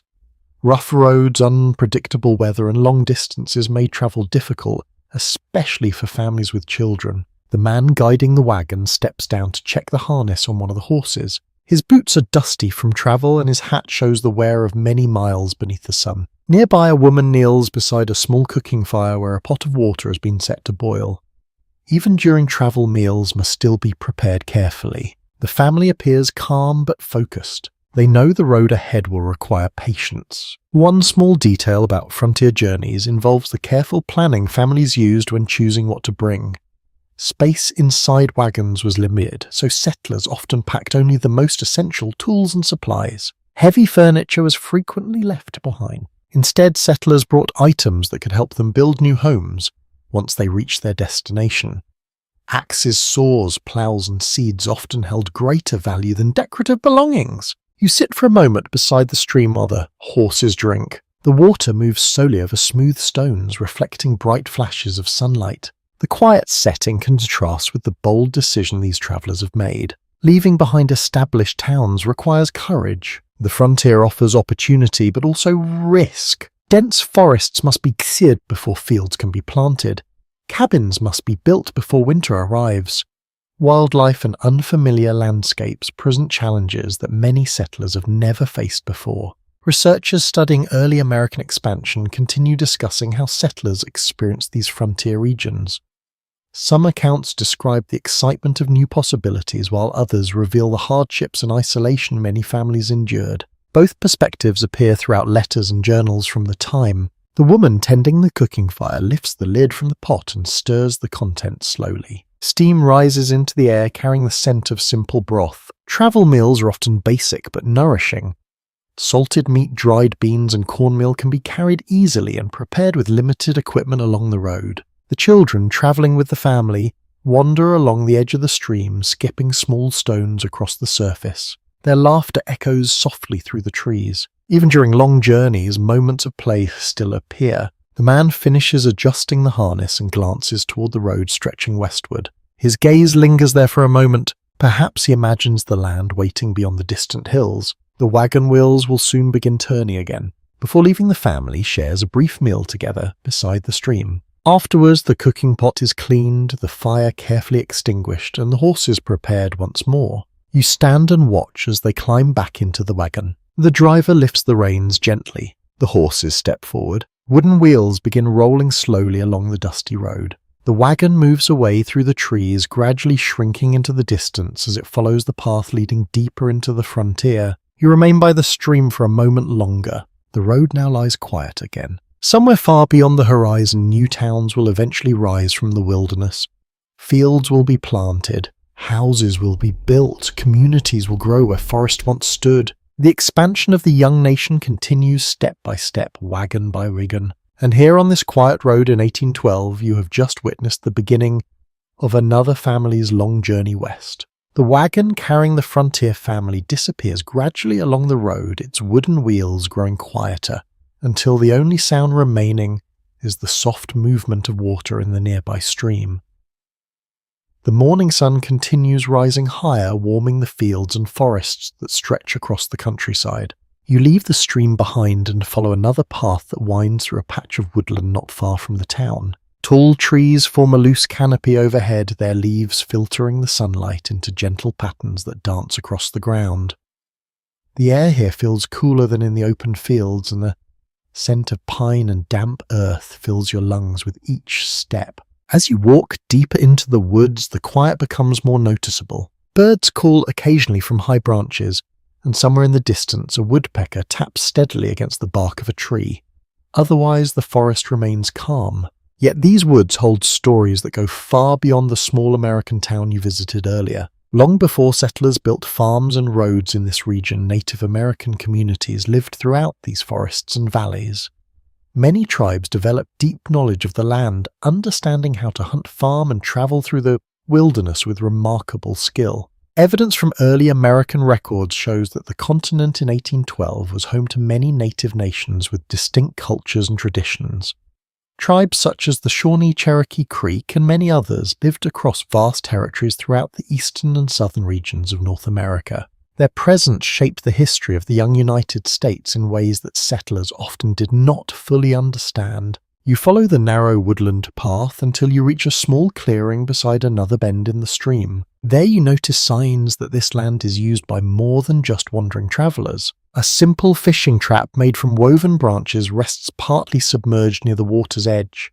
The careful construction suggests its recence and patience. Nearby faint tracks appear in the soil where someone has walked recently. These details remind you that the land surrounding American settlements remained shared territory during this time. Interactions between native communities and settlers could take many forms. Sometimes the relationships involved trade and cooperation. Native hunters exchanged furs or game with settlers in return for tools, cloth, or other goods. In other situations, the arrival of new settlers created tension as expanding farmland pushed deeper into lands long used by native nations. Historians studying the early 19th century often describe these relationships as complex and constantly changing. Peaceful cooperation and violent conflict both appeared in different regions depending on local circumstances. You kneel beside the stream and examine the woven fishing trap more closely. Small sticks have been arranged carefully to guide fish into the narrow opening. Once inside, the fish find it difficult to swim back out. One small detail about native fishing techniques is how efficiently they use natural materials from the surrounding environment. Traps like this required no metal parts or complicated tools, yet they could provide a steady source of food. The stream flows quietly past the trap, reflecting the green canopy above. A breeze moves through the clearing, rustling leaves and soft waves. You sit on a nearby rock and listen. Somewhere deeper in the forest, a branch snaps faintly underfoot. Moments later, a figure appears between the trees. A native hunter steps into the clearing carrying a bow across his shoulder and a small bundle tied at his side. His movements are calm and confident, shaped by familiarity with the forest. He notices you near the stream and pauses briefly. For a moment, the two of you share the quiet space beneath the trees. The hunter approaches the water and checks the fishing trap with practiced care.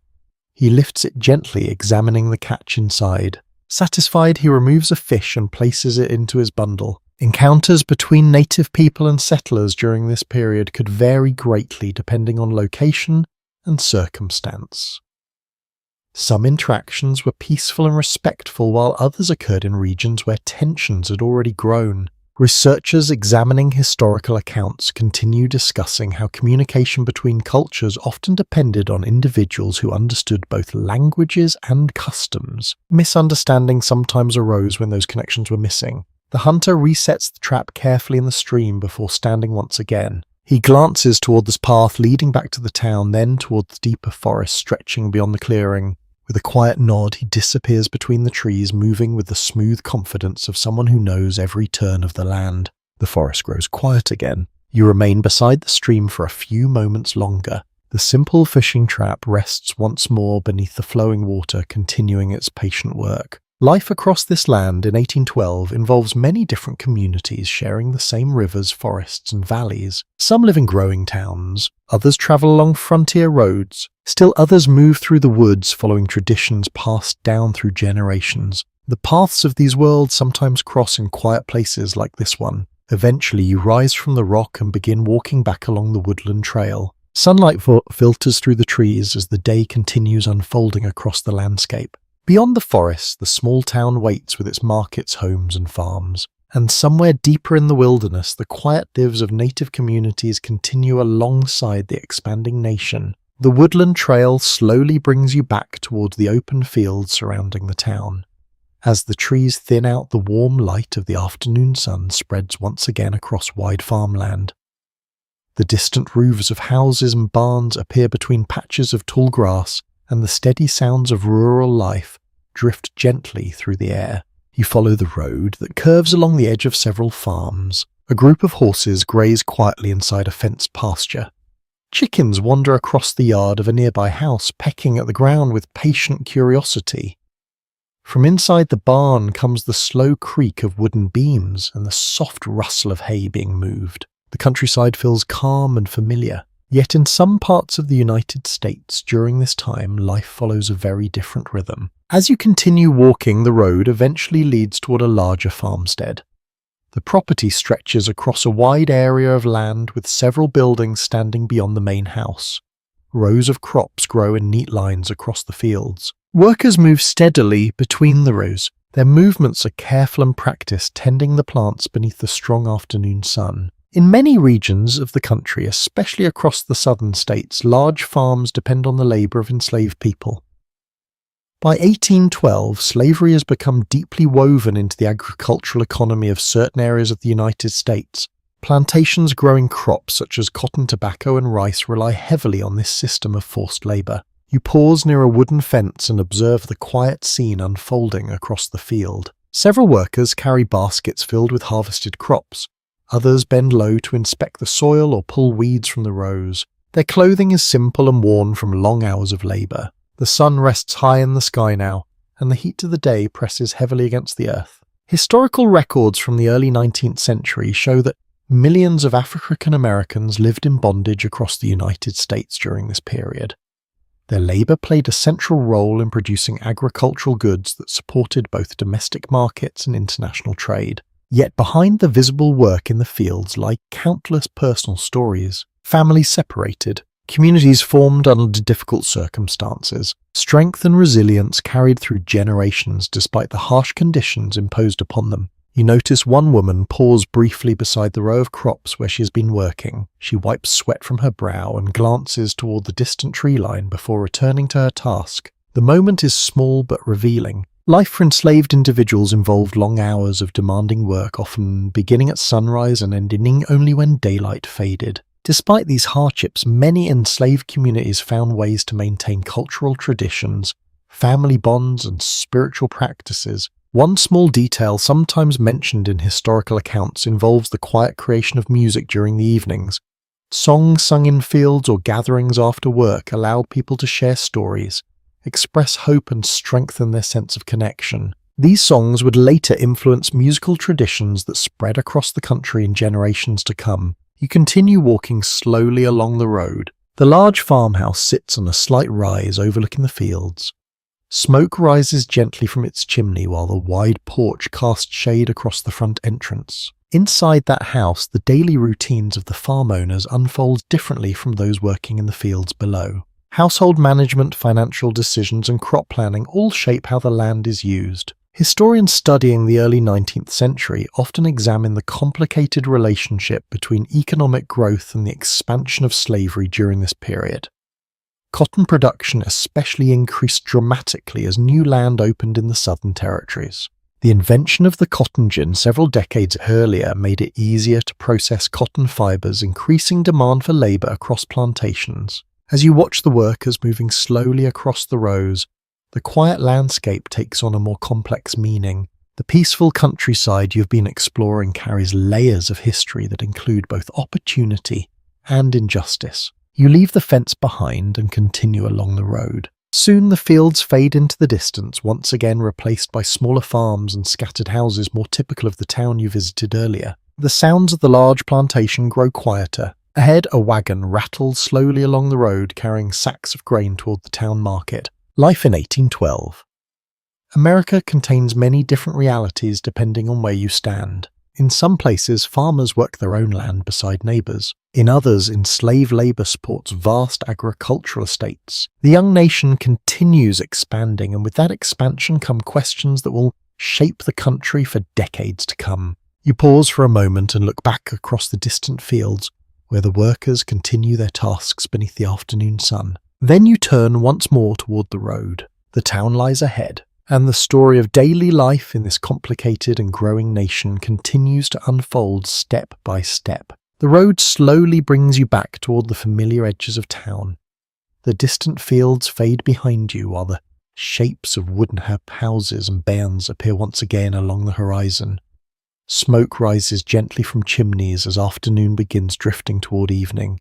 The town feels peaceful, but as you walk closer, you begin to notice another layer of activity that has been quietly shaping life throughout the day. Much of that activity centers on the work of women. You pass a small garden behind one of the houses where several rows of vegetables grow in tidy patterns.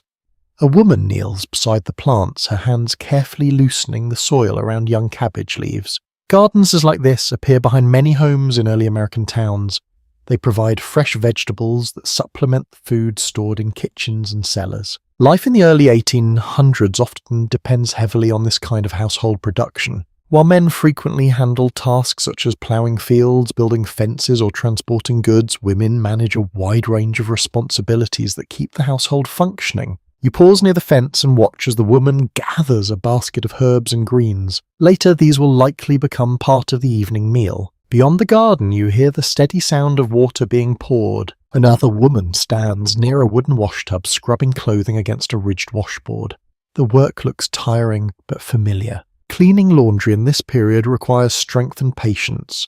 Water must be hauled from a well or nearby stream, heated over a fire and used carefully because every bucket takes effort to collect. Many women dedicate entire days to washing and drying clothes. Across the young United States, households often relied on this steady labour to maintain daily life. Cooking, sewing, cleaning, preserving food, caring for children, and managing household supplies filled the hours from morning until night. You continue walking along the road and notice another group of women gathered near a porch. They sit close together with the sewing baskets resting beside their chairs. Needles flash in the sunlight as they repair worn shirts and trousers. Their conversation flows easily between laughter and quiet discussion. One mentions the church gathering earlier in the week. Another speaks about a neighbour expecting a child soon. The work continues while the conversation moves naturally between subjects. Small gatherings like this often served as important social moments in communities where long hours of labour could otherwise feel isolating. Sharing a work helped make the tasks lighter. Inside the nearby house, a baby begins crying softly. One of the women rises immediately and disappears through the doorway, returning moments later with the child wrapped carefully in a blanket. Children remain at the centre of many households. Families in the early 19th century often include several children, and caring for them requires constant attention. Feeding, teaching, and protecting young family members becomes one of the most important responsibilities within the home. Something that surprises many modern readers is how early children begin learning household skills. Young girls often watch their mothers cook, sew, and manage food supplies while boys help fathers in barns or fields. These lessons prepare them for adult responsibilities long before they reach adulthood. You continue walking slowly through the neighborhood. A woman carrying a wooden bucket crosses the yard toward the well. She lowers the bucket with practiced movement and pulls it back up, filled with cool water. Daily routines like this repeat countless times throughout the week. The work rarely receives the same attention in historical accounts as political debates or military events, yet it forms the foundation of everyday life. Researchers who study family life during this period sometimes point out how essential this labour was to maintaining the stability of households. Without the careful organisation of food, clothing and domestic tasks, farms and businesses could not function effectively. As you pass another house, the smell of bread baking drifts through an open window. Inside, someone is preparing dough on a wooden table while a small iron oven heats near the hearth. Bread must be baked regularly to keep the household supplied with food for the coming days. The smell is warm and comforting, filling the evening air with a sense of home. Farther down the road, a young girl hangs freshly washed clothes across a line stretched between two trees. The cloth pieces flutter gently in the breeze as the sun begins its slow descent. The day's work continues quietly in every corner of the town. Men return from fields and workshops. Women finish preparing meals and completing household tasks. Children run across the yard, chasing one another before they are called inside for supper. The rhythm of these activities repeats day after day, season after season. Yet within that rhythm lies a remarkable amount of skill, patience, and strength. The women you pass along the road carry responsibilities that shape the survival and comfort of their families. Gardens are planted, meals are cooked, clothing is sewn and repaired, children are raised. Communities remain connected through shared labour and quiet cooperation. The sun lowers farther toward the horizon, now casting warm amber light across the rooftops. Shadows stretch along the dirt road as the town prepares once again for the calm hours of evening. And as you continue walking through this peaceful settlement, you begin to understand how much of daily life in 1812 depends on the quiet work happening behind the doors of every home. The warm glow of the late afternoon sun slowly fades as you continue walking along the main road through town. The long day of work has begun to wind down, and people drift towards places where they can relax, talk and share news before night settles over the countryside. One place in particular begins to grow livelier as evening approaches. The Tavern. You notice the wooden sign hanging above its doorway swaying gently in the breeze. The building itself is larger than many houses nearby, its walls darkened slightly by years of weather and wood smoke. A few horses stand tied to a railing outside while their riders step inside to escape the cooling air. You push open the door and enter. Immediately the warmth of the room wraps around you. The smell of roasted meat, wood smoke and cider fills the space. A fire burns brightly in the hearth while lanterns cast a golden glow across the wooden tables. Several groups of people sit together talking quietly. Taverns in early American towns serve many purposes beyond simply offering food and drink. Travellers rest here after long journeys, merchants meet to discuss trade, neighbours gather to exchange news and stories. You move towards an empty seat along one of the long tables. Across from you, two men lean close together over mugs of cider, speaking about the condition of the roads leading west. A wagon driver passing through earlier in the day had described muddy stretches that slowed travel for miles. Travellers often carry valuable information between towns. Long before telegraphs or railways connected the country, news moved mostly at the speed of horses and wagons. Someone arriving from another region might bring stories about weather condition, market prices, or political developments. The tavern keeper moves between tables, delivering plates of simple food. A pot of stew simmers near the hearth while loaves of bread rest beside it. Guests help themselves to hearty portions after the long day's work. One small custom from this period involves the sharing of communal tables. Instead of private seating, most taverns encourage strangers and neighbours to sit together. This arrangement naturally leads to conversation and the exchange of ideas. At a nearby table, a group of farmers begins telling stories from their youth. One describes a harsh winter several years earlier when snow covered the roads for weeks.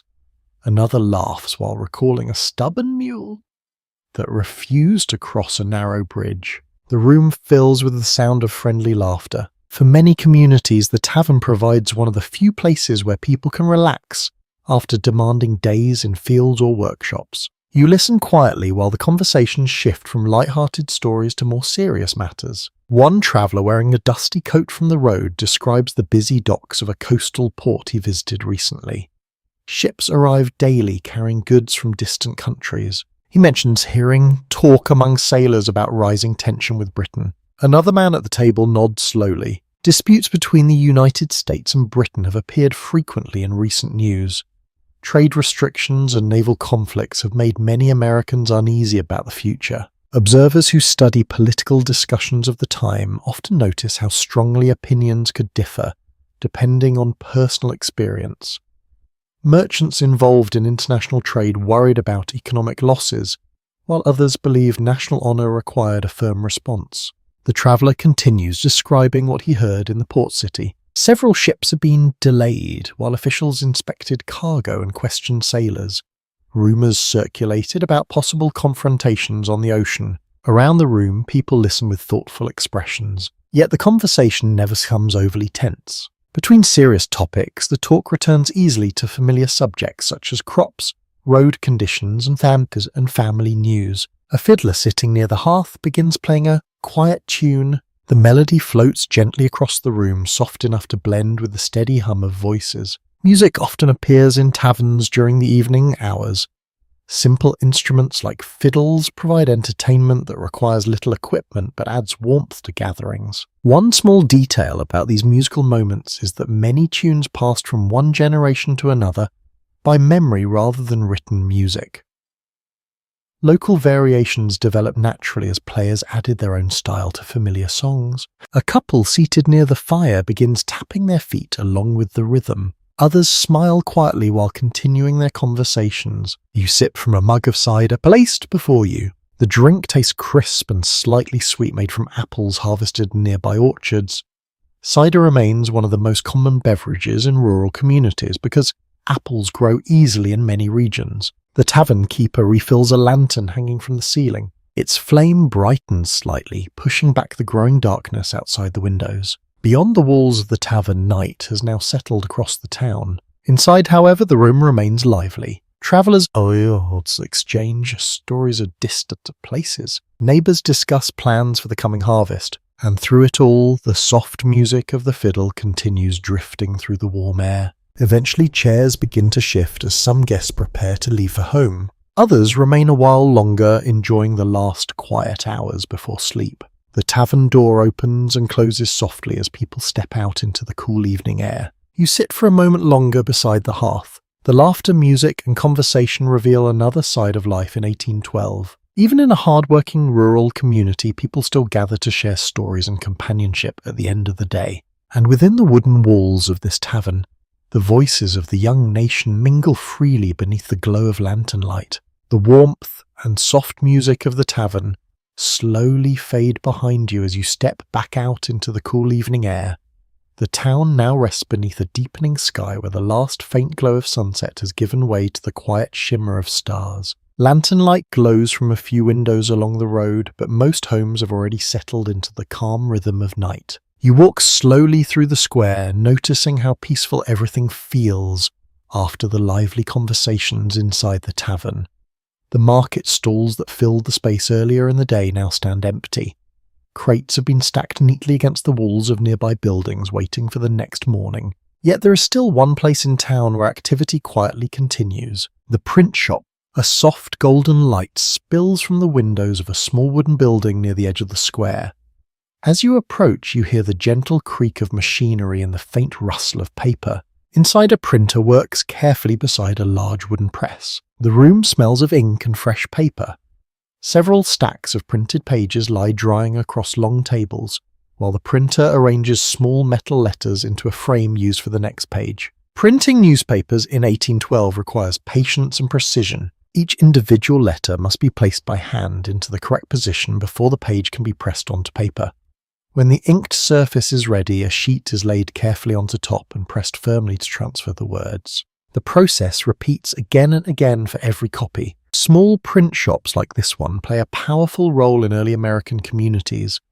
Newspapers provide one of the main ways people learn about events happening beyond their immediate surroundings. Many towns receive newspapers only once or twice each week, but even that limited flow of information can shape conversations across the region. You watch as the printer lifts a newly pressed sheet and sets it aside to dry. The page contains several columns of text describing events from distant cities. Merchants scan these pages for changes in trade prices. Farmers read about weather patterns and crop conditions reported in other states. Political leaders often publish speeches and arguments explaining their views on national issues. One interesting detail about newspapers during this time is how openly they express political opinions. Editors frequently supported particular political parties and used their publications to persuade readers. Reading the news often meant encountering strong arguments rather than neutral reporting. The printer adjusts the small metal letters in his frame before preparing another page. The faint clicking sound of the typepieces moving into place fills the room. Outside the shop, a man waits patiently for the next issue to be finished. He plans to carry several copies to a neighbouring town early tomorrow morning. Distribution of newspapers depends heavily on travellers and postal riders who transport bundles across long distances. In many places, a single newspaper might pass through several hands before the day ends. A shopkeeper might read it first. Later it could be shared at the tavern where others gather to hear the latest news. Sometimes entire groups listen while one person reads the article aloud. The printer wipes ink from his hands and glances briefly at the pages just completed. Among the columns of text appears a report describing debates in Washington. Leaders of the young nation continue discussing how to respond to British actions affecting American ships and sailors. Some citizens believe the country must defend its rights on the seas. Others worry that open conflict could place enormous strain on the nation's limited resources. Writers examining political debates from this period often describe how deeply divided public opinion could be. Different regions held different priorities depending on their economic interests and geographic concerns. For people living in towns like this one, the newspaper becomes a window into those national discussions. Even though the capital lies far away, the printed words bring its debates directly into the local conversation. You step back toward the door as the printer begins preparing another sheet. Outside, the night air feels cool and still. The town square appears nearly empty now, but the influence of the printed page will soon ripple through the community. Tomorrow morning, the newspaper will be read at breakfast tables. Later, it may be discussed at the market. By evening, its stories will likely reach the tavern where neighbours gather to share their thoughts. One small detail that often surprises modern readers is how carefully people save newspapers during this period. Sheets were sometimes reused as wrapping paper insulation or even household lining once their news had been read. Nothing in daily life was wasted if it could serve another purpose. You walk slowly away from the print shop and look back once more at the glowing window. Inside, the press continues its quiet work. Ink meets paper. Words travel across distance, and through these printed pages, the ideas and arguments shaping the young United States slowly spread from town to town beneath the quiet sky of 1812. The quiet glow of this print shop fades behind you as you wander once more through the sleeping town. The streets are nearly empty now. Only the occasional lantern sways gently outside a doorway, casting soft circles of light across the dirt road. Above you, the night sky stretches wide and clear. The stars appear brighter here than in most modern cities, scattered across the darkness like tiny lanterns hung high above the earth. The moon hangs low near the horizon, its pale light reflecting faintly off rooftops and wagon tracks. You continue walking toward the edge of town where the road slopes gently downward toward the river. During the day, the riverbank bustled with activity as cargo was loaded onto flatboats and travellers prepared for their journeys. Now the docks rest quietly beneath the moonlight. Several boats remain tied to wooden posts along the shore. Their dark shape rocks slowly with the movement of the water. The river itself glides past in silence, carrying reflections of stars across its surface. Yet even at this quiet hour, the river remains part of a much larger world. Across the early United States rivers serve as vital highways connecting inland towns to distant ports along the Atlantic coast. Goods produced in small farming communities often travel hundreds of miles by water before reaching markets overseas. You step carefully onto the wooden dock. The boards creak softly under your weight. Nearby, a cargo boat sits low in the water, its hull filled with barrels and crates stacked neatly beneath a canvas covering. These goods may contain flour, corn, tobacco, or other crops harvested from nearby farms. Such cargo will eventually travel far beyond this peaceful riverbank. In coastal cities like Baltimore, Boston, and New York, merchants load these products onto large sailing ships bound for Europe or the Caribbean. Trade across the Atlantic remains an essential part of the young nation's economy. American ships carry raw materials abroad while returning with manufactured goods such as tools, fabrics, and household items that local communities cannot easily produce themselves. The river breeze feels cool against your face as you look out across the water. Somewhere far downstream, the river will eventually meet the sea. That distant ocean has become the center of growing tension between the United States and Great Britain. In recent years, American merchant ships sailing those waters have faced increasing difficulties. British naval vessels sometimes stop neutral ships to inspect cargo or search for sailors suspected of deserting from the Royal Navy. These encounters anger many Americans who believe their country's independence should protect their ships from such interference. As news of these incidents spreads through newspapers and travelers' stories, public frustration continues to grow. Not everyone agrees on how the nation should respond. Some citizens support stronger diplomatic pressure or even military action. Others worry that open conflict with Britain could disrupt trade and damage the economy. Political leaders in Washington debate these questions intensely. For people living in small inland towns, however, the situation often feels distant and uncertain. You notice a lantern glowing faintly aboard one of the docked boats. A crew member sits quietly near the bow watching the slow movement of the river. River workers often sleep aboard their vessels while cargo waits for the next stage of the journey. Travel schedules depend on weather, water levels, and the arrival of additional shipments. The man glances toward you briefly before returning his attention to the dark water. Life along the river requires patience. Journeys rarely follow precise timetables. Storms, currents, and shifting sandbars can delay travel for days. Yet despite these challenges, waterways remain the most efficient way to transport heavy cargo across long distances during this era. You walk along the edge of the dock and notice a coil of thick rope resting beside a stack of wooden crates. The rope smells faintly of tar used to protect fibers from moisture during long voyages. Nearby, a wooden pulley hangs from a beam used to lift heavier cargo onto boats. Tools like these make it possible for a small crew to move large shipments with careful coordination. One small detail that often surprises visitors to early American ports is how much work continued even after sunset.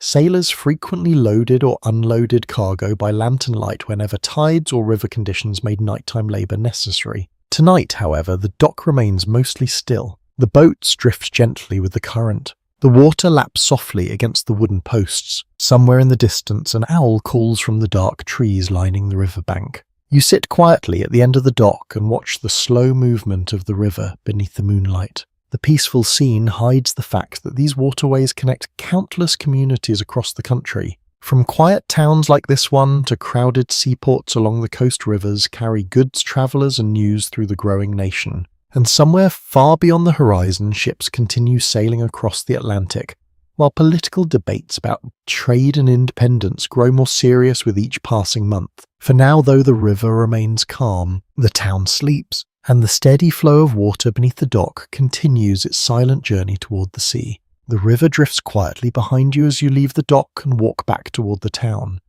The night air feels cool and still, and the moon has climbed higher above the rooftops. Most windows are dark now, and the streets lie peaceful beneath the pale light. For the moment, everything appears calm. But beyond this quiet town, the larger world is beginning to change. You walk slowly through the empty square where the market stall stood earlier in the day.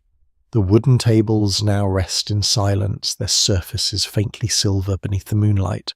A stray piece of straw moves across the ground as a breeze passes gently through the open space. Tomorrow morning, the square will fill again with farmers and merchants. Yet tonight the town sleeps unaware that events unfolding far away will soon reach even these quiet streets. In Washington City, the nation's capital, political discussions have grown increasingly intense during the past months.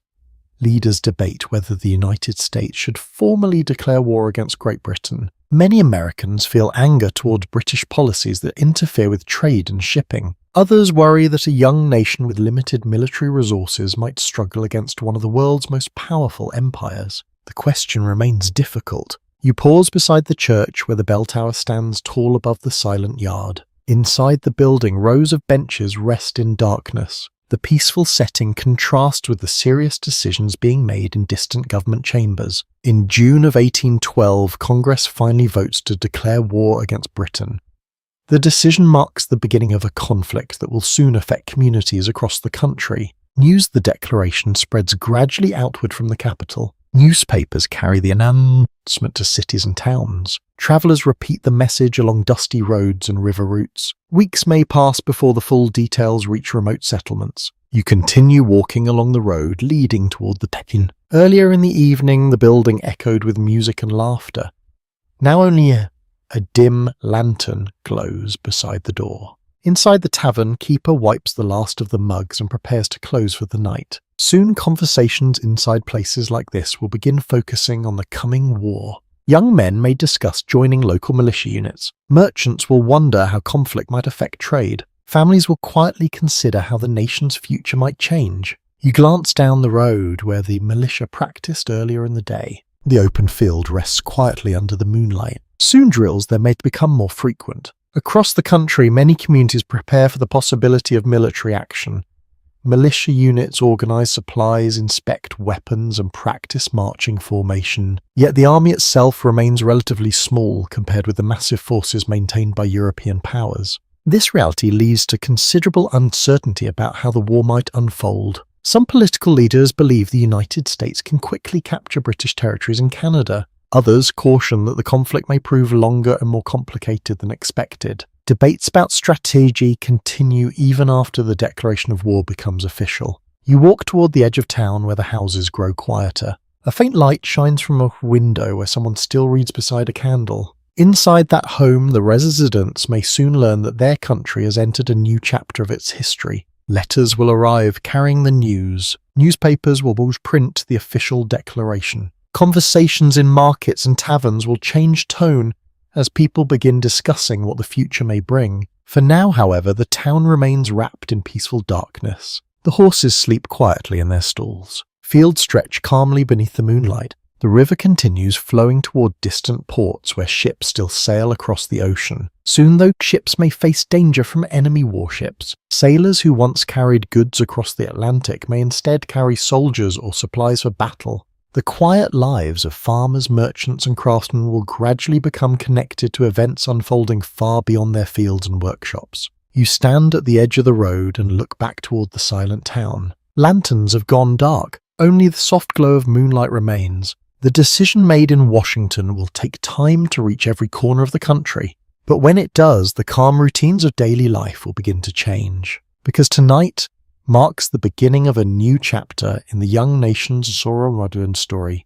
The War of 1812 has begun, and though this town still sleeps peacefully beneath the stars, the distant currents of history are already moving toward it. The quiet announcement of war does not reach every town all at once. Instead, the news moves slowly across the young United States, traveling along dusty roads, riverboats, and folded sheets of newspaper. By the time it reaches smaller inland communities like the one you've been wandering through, days or even weeks may have passed since the decision was made in Washington. Morning arrives again. The sun rises gently over the fields, painting the horizon with pale streaks of gold and orange. Smoke curls from chimneys as households begin preparing breakfast. Chickens scratch in the dirt near fences while horses shift patiently in their stalls. At first glance, the town appears unchanged. Farmers head toward their fields with tools over their shoulders. Children carry buckets toward the well. The blacksmith's hammer begins ringing once more across the square. But today a small crowd gathers near the steps of the print shop. You walk closer and see a man holding a freshly printed newspaper. Several neighbours stand around him listening carefully as he reads aloud. The announcement is brief but unmistakable. The United States has declared war on Great Britain. A murmur passes through the group as the words settle in. Some listeners exchange serious glances. Others remain quiet, absorbing the news with thoughtful expressions. In many towns across the country, the declaration of war arrives in much the same way. Newspapers and public reading serve as the primary means of sharing important information. Without telegraphs or rapid communication networks, communities depend heavily on printed news and travellers to learn about national events. The reader continues scanning the article. It describes the reasons political leaders gave for the decision. Complaints about interference with American ships, anger over the impressment of sailors, growing frustration with British influence in North America. These grievances have been building for years. Now they have finally led to open conflict. One of the farmers listening in the crowd folds his arms and nods slowly. Another man scratches his beard thoughtfully before asking what this might mean for the town. Will soldiers pass through on their way north? Will taxes increase to support the army? Will trade with other countries become more difficult? Questions begin circulating almost immediately. War may be declared far away, but its effects will eventually reach even quiet farming communities. You notice a young man standing near the edge of the crowd. His eyes brighten slightly as he listens to the news. For some people, the announcement brings a sense of duty. Across the country, many young men volunteer for militia service. After hearing the declaration, they believe defending the nation is part of their responsibility as citizens. Others approach the situation more cautiously. Farmers wonder how many workers might leave the fields to join military units. Merchants think about shipments that may be delayed or lost if naval battles disrupt ocean trade. Life continues moving forward even as uncertainty grows. One small detail often overlooked in stories about this period involves how communities prepared for possible shortages. Some towns quietly begin storing extra supplies of grain, salt and tools in case the war interferes with normal trade routes. The reader finishes the article and lowers the newspaper. For a moment the crowd stands in thoughtful silence. Then conversations begin again. Two men discuss whether the militia drill field might soon become busier. A shopkeeper wonders how prices might change if imported goods become harder to obtain. The blacksmith nearby pauses his hammering long enough to glance toward the gathering before returning to his work. The rhythm of the town continues, but now it carries a subtle new awareness. The young nation has entered a war. You leave the crowd and walk slowly through the square. The same stalls will soon fill with vegetables, grain, and baskets just as they did yesterday. Children will still run across the open space. Farmers will continue arriving with wagons loaded for market. Yet beneath these familiar routines lies the knowledge that events far beyond the town's borders are beginning to shape daily life. Letters will arrive describing battles fought along distant frontiers. Militia units may march through on their way to training camps. Riverboats may carry supplies instead of ordinary cargo. Researchers examining personal diaries from this period often note how people tried to balance concern for national events with the practical demands of everyday survival.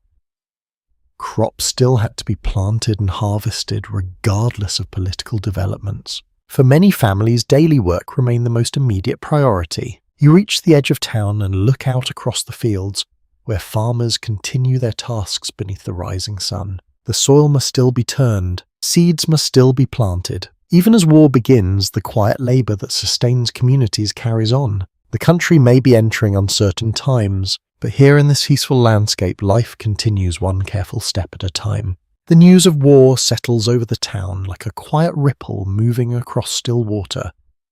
At first it feels distant, almost abstract, something printed on paper, rather than something that will touch the lives of the people working in the fields or tending shops along the road. Yet as the morning unfolds, you begin to notice small signs that the idea of war has already started weaving itself into everyday conversations. You walk slowly past the blacksmith shop again. The familiar sound of hammer striking metal echoes through the street, steady and confident as always.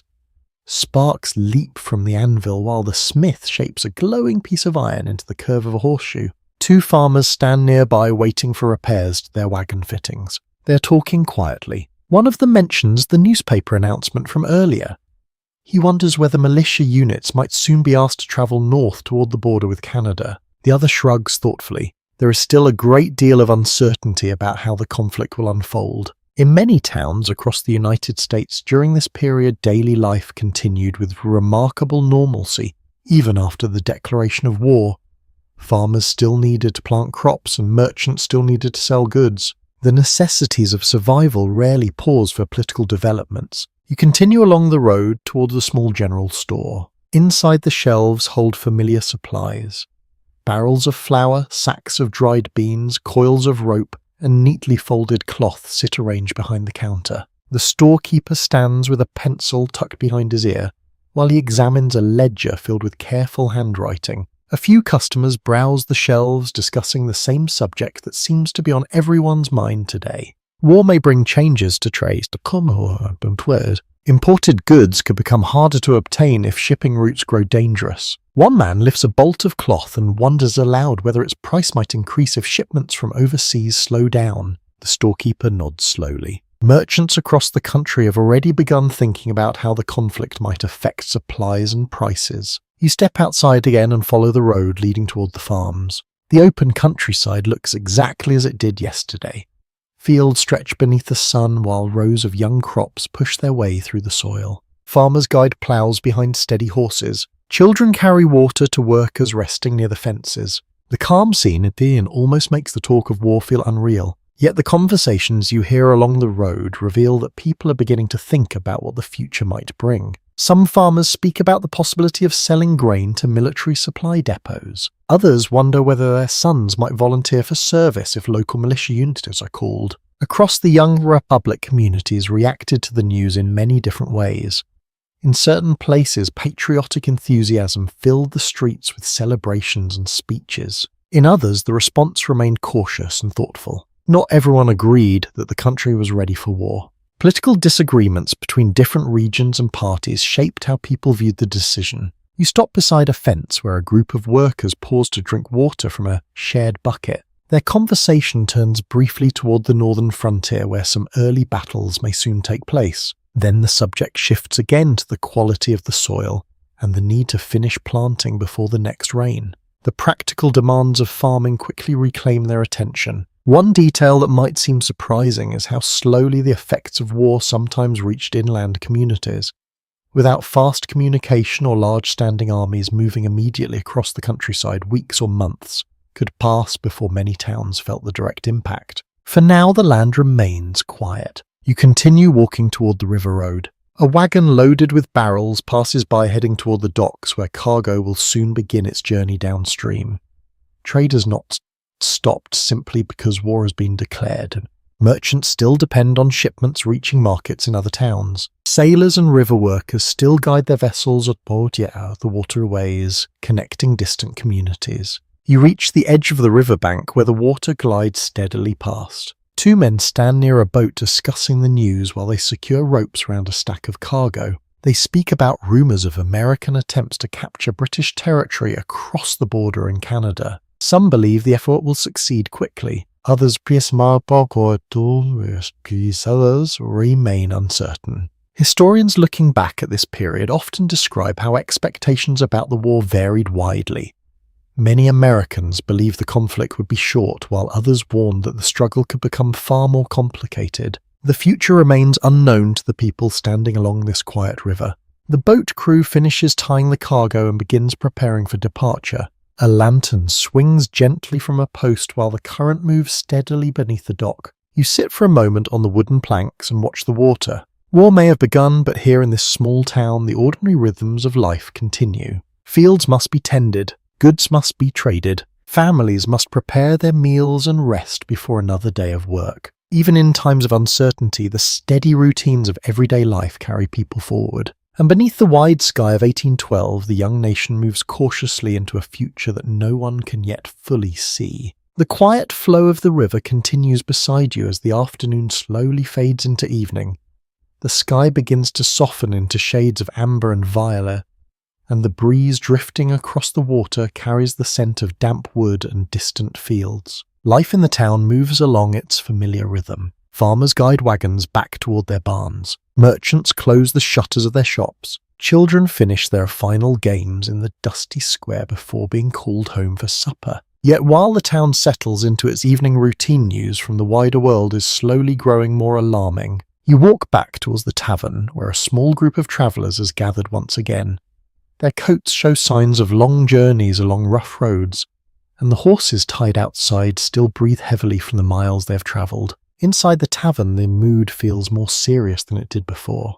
The usual laughter and music have been replaced by quiet conversations around the tables. One traveller stands beside the hearth, describing events he witnessed in a distant city. British forces have begun striking American targets along the eastern coast. Warships patrol the Atlantic waters, and several towns near the shoreline have already seen enemy vessels appear just beyond their harbours. The travellers speak carefully, as if repeating the news exactly as they heard it. Stories of conflict often grow more dramatic as they pass from one person to another, but the general message is clear. The war has begun to reach American soil. You sit near the fire while the conversation continues. Someone asks whether the capital city itself might be in danger. Another wonders how well the young nation's defences can stand against the powerful British Navy. Across the country, coastal towns prepare for possible attacks. Harbours strengthen their defences. Militia units gather to guard important locations. Merchants begin moving valuable supplies farther inland where they may be safer.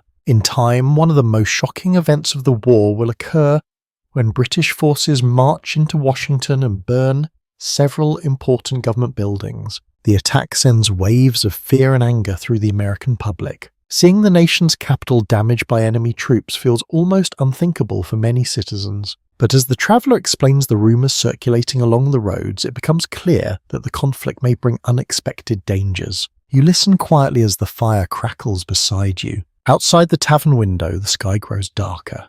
The stars begin appearing once more above the rooftops. Despite the seriousness of the news, daily life continues around the room. A man finishes his mug of cider. Another traveller removes his boots and stretches tired legs after a long ride. Even in uncertain times, people still gather, eat and share stories beneath the same wooden roof. The traveller describing events along the coast pauses for a moment before adding another detail. Some American cities have begun organising stronger defences. Cannons are positioned near harbours. Fortifications are strengthened. Local militias train more frequently in case enemy ships attempt to land troops. News of these preparations spreads gradually through newspapers and word of mouth. For communities far from the coast, the reports feel both distant and unsettling. The war seems far away, yet its shadow grows longer with every passing week. You step outside the tavern and look across the quiet square. Lanterns glow softly beside the doorways. A horse shifts its weight near the railing where it waits for its rider.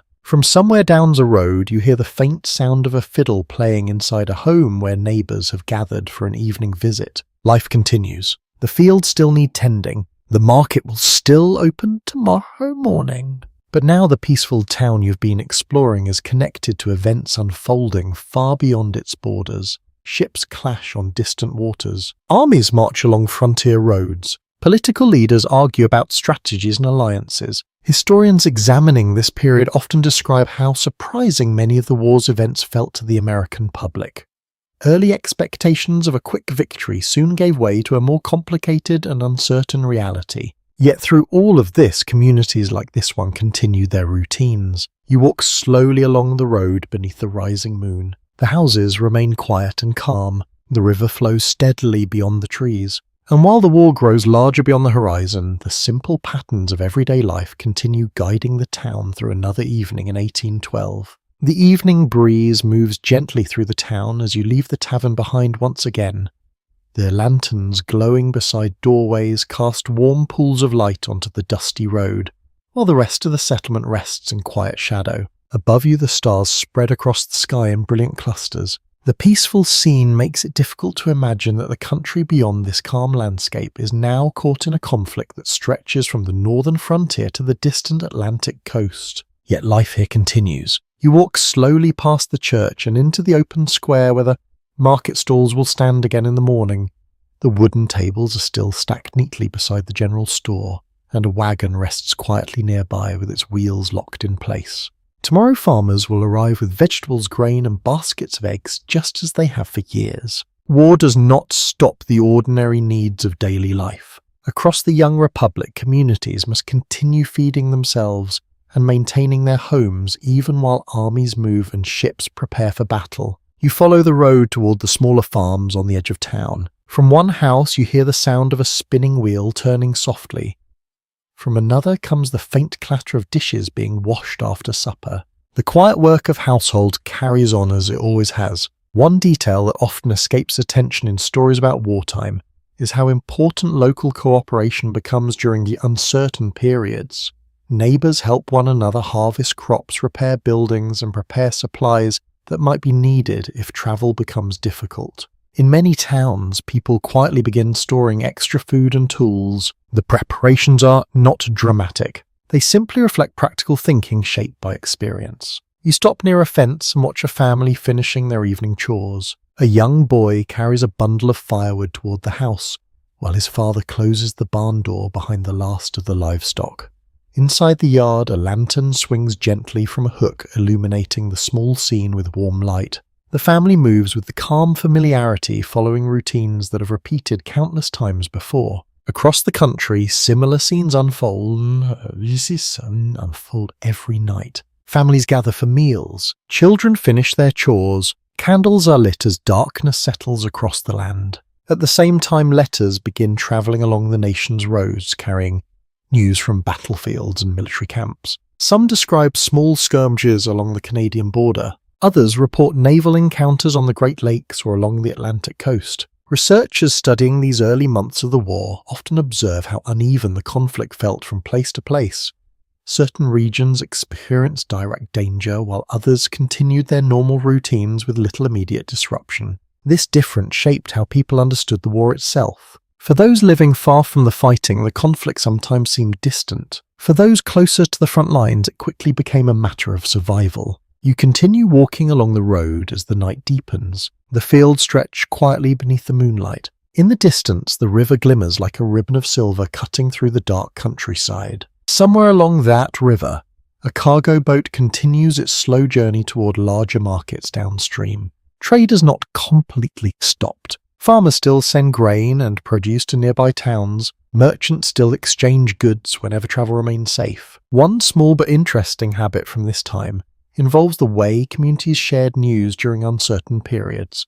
When letters arrived describing events from the war, they were often read aloud at taverns or public gatherings so everyone could hear the latest information. In this way, news travelled through conversation as much as through printed pages. You reach the edge of town and look back across the rooftops. The lantern lights appear small and scattered now, like tiny stars reflecting the sky above. The town rests peacefully tonight, but the people living here understand that the country is passing through an important moment in its history. They continue planting crops, repairing tools, and raising families, even as soldiers train and ships sail toward uncertain battles.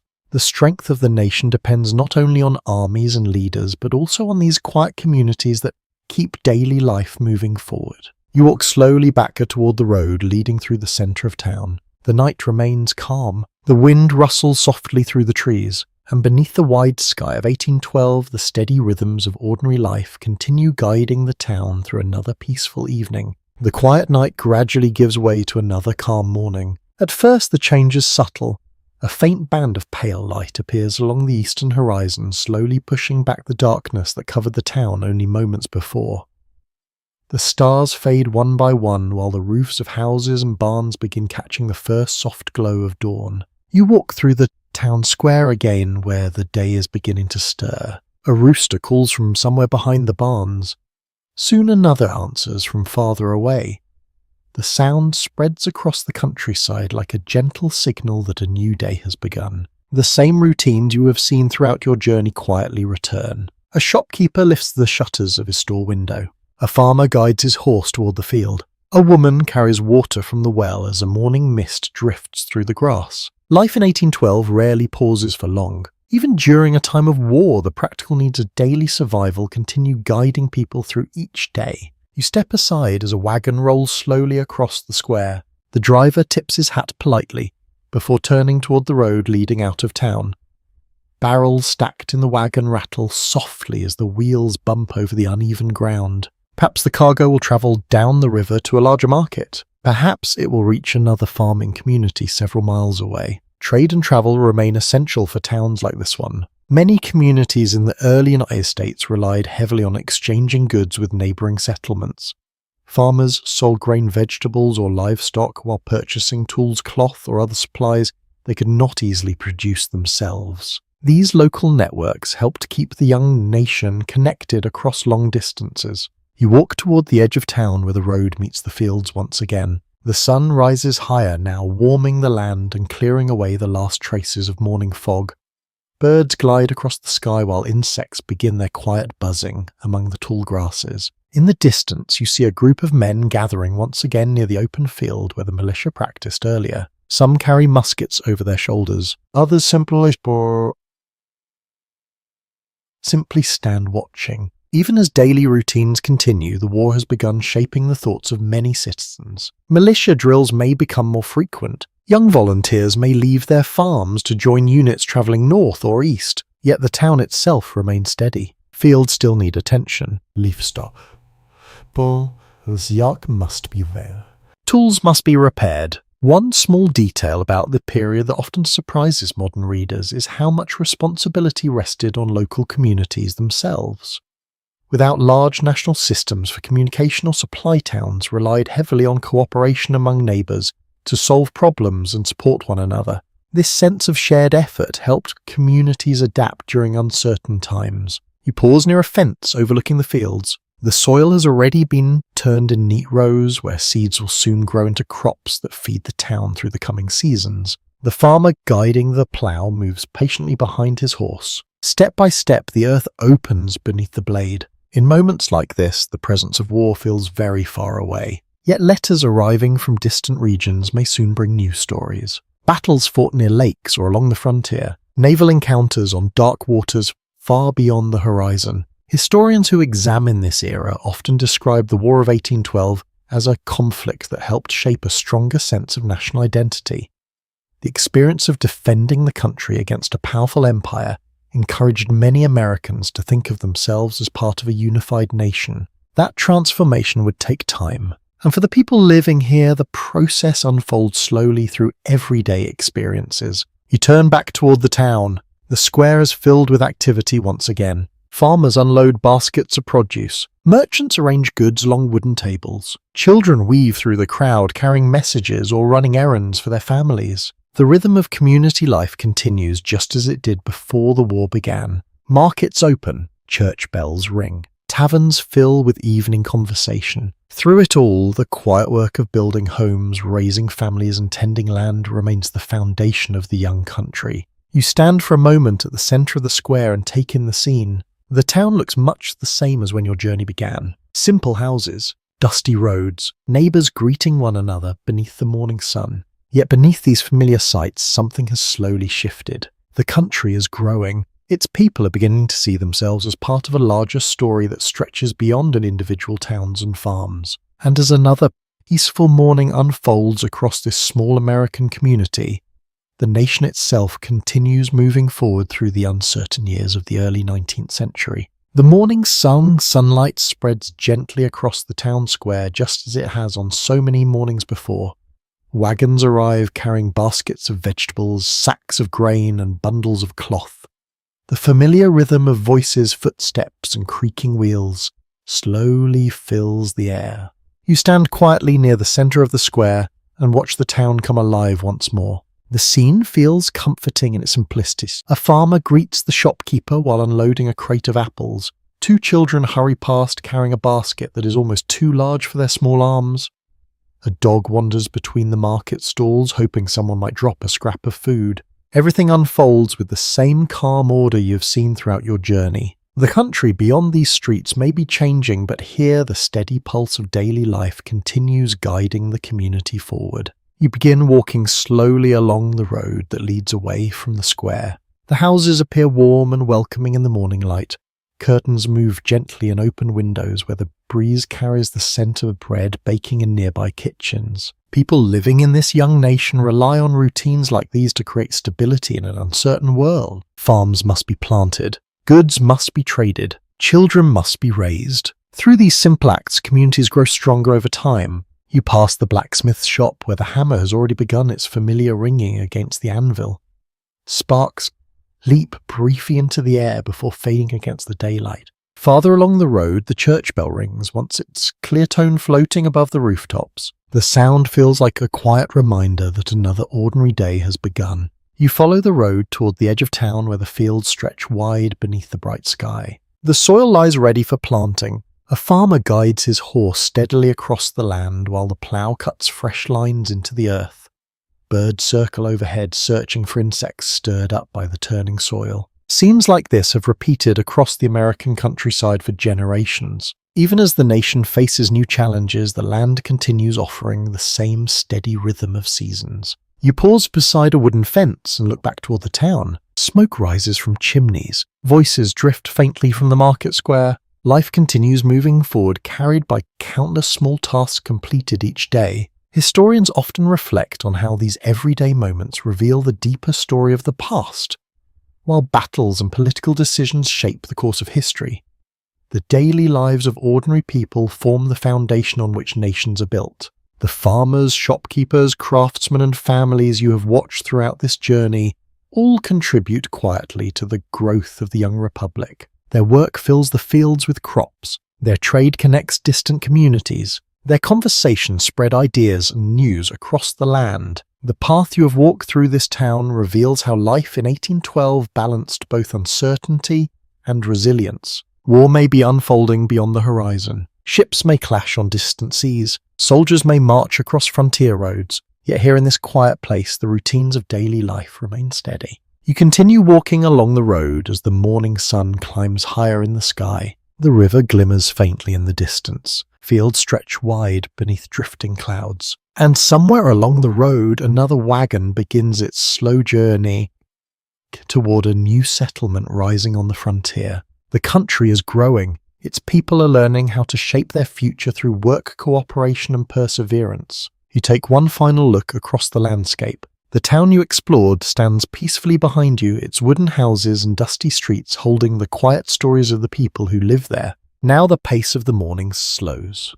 The breeze moves softly through the tall grass beside the road. The sound of distant voices fades into the background. You allow your steps to slow as well. The warmth of the sun feels gentle on your shoulders. The calm rhythm of the countryside surrounds you. Another ordinary day in 1812 continues unfolding across the land. And as the scene gradually softens, the town, the fields, and the winding road all begin to fade into the quiet stillness of memory. The young nation carries on its journey, but for now you can simply rest beside the peaceful landscape you have walked through. The sky stretches wide above the fields. The wind moves softly through the trees, and the calm story of life in America in 1812 settles gently into the silence of the morning. Sweet dream. Dream.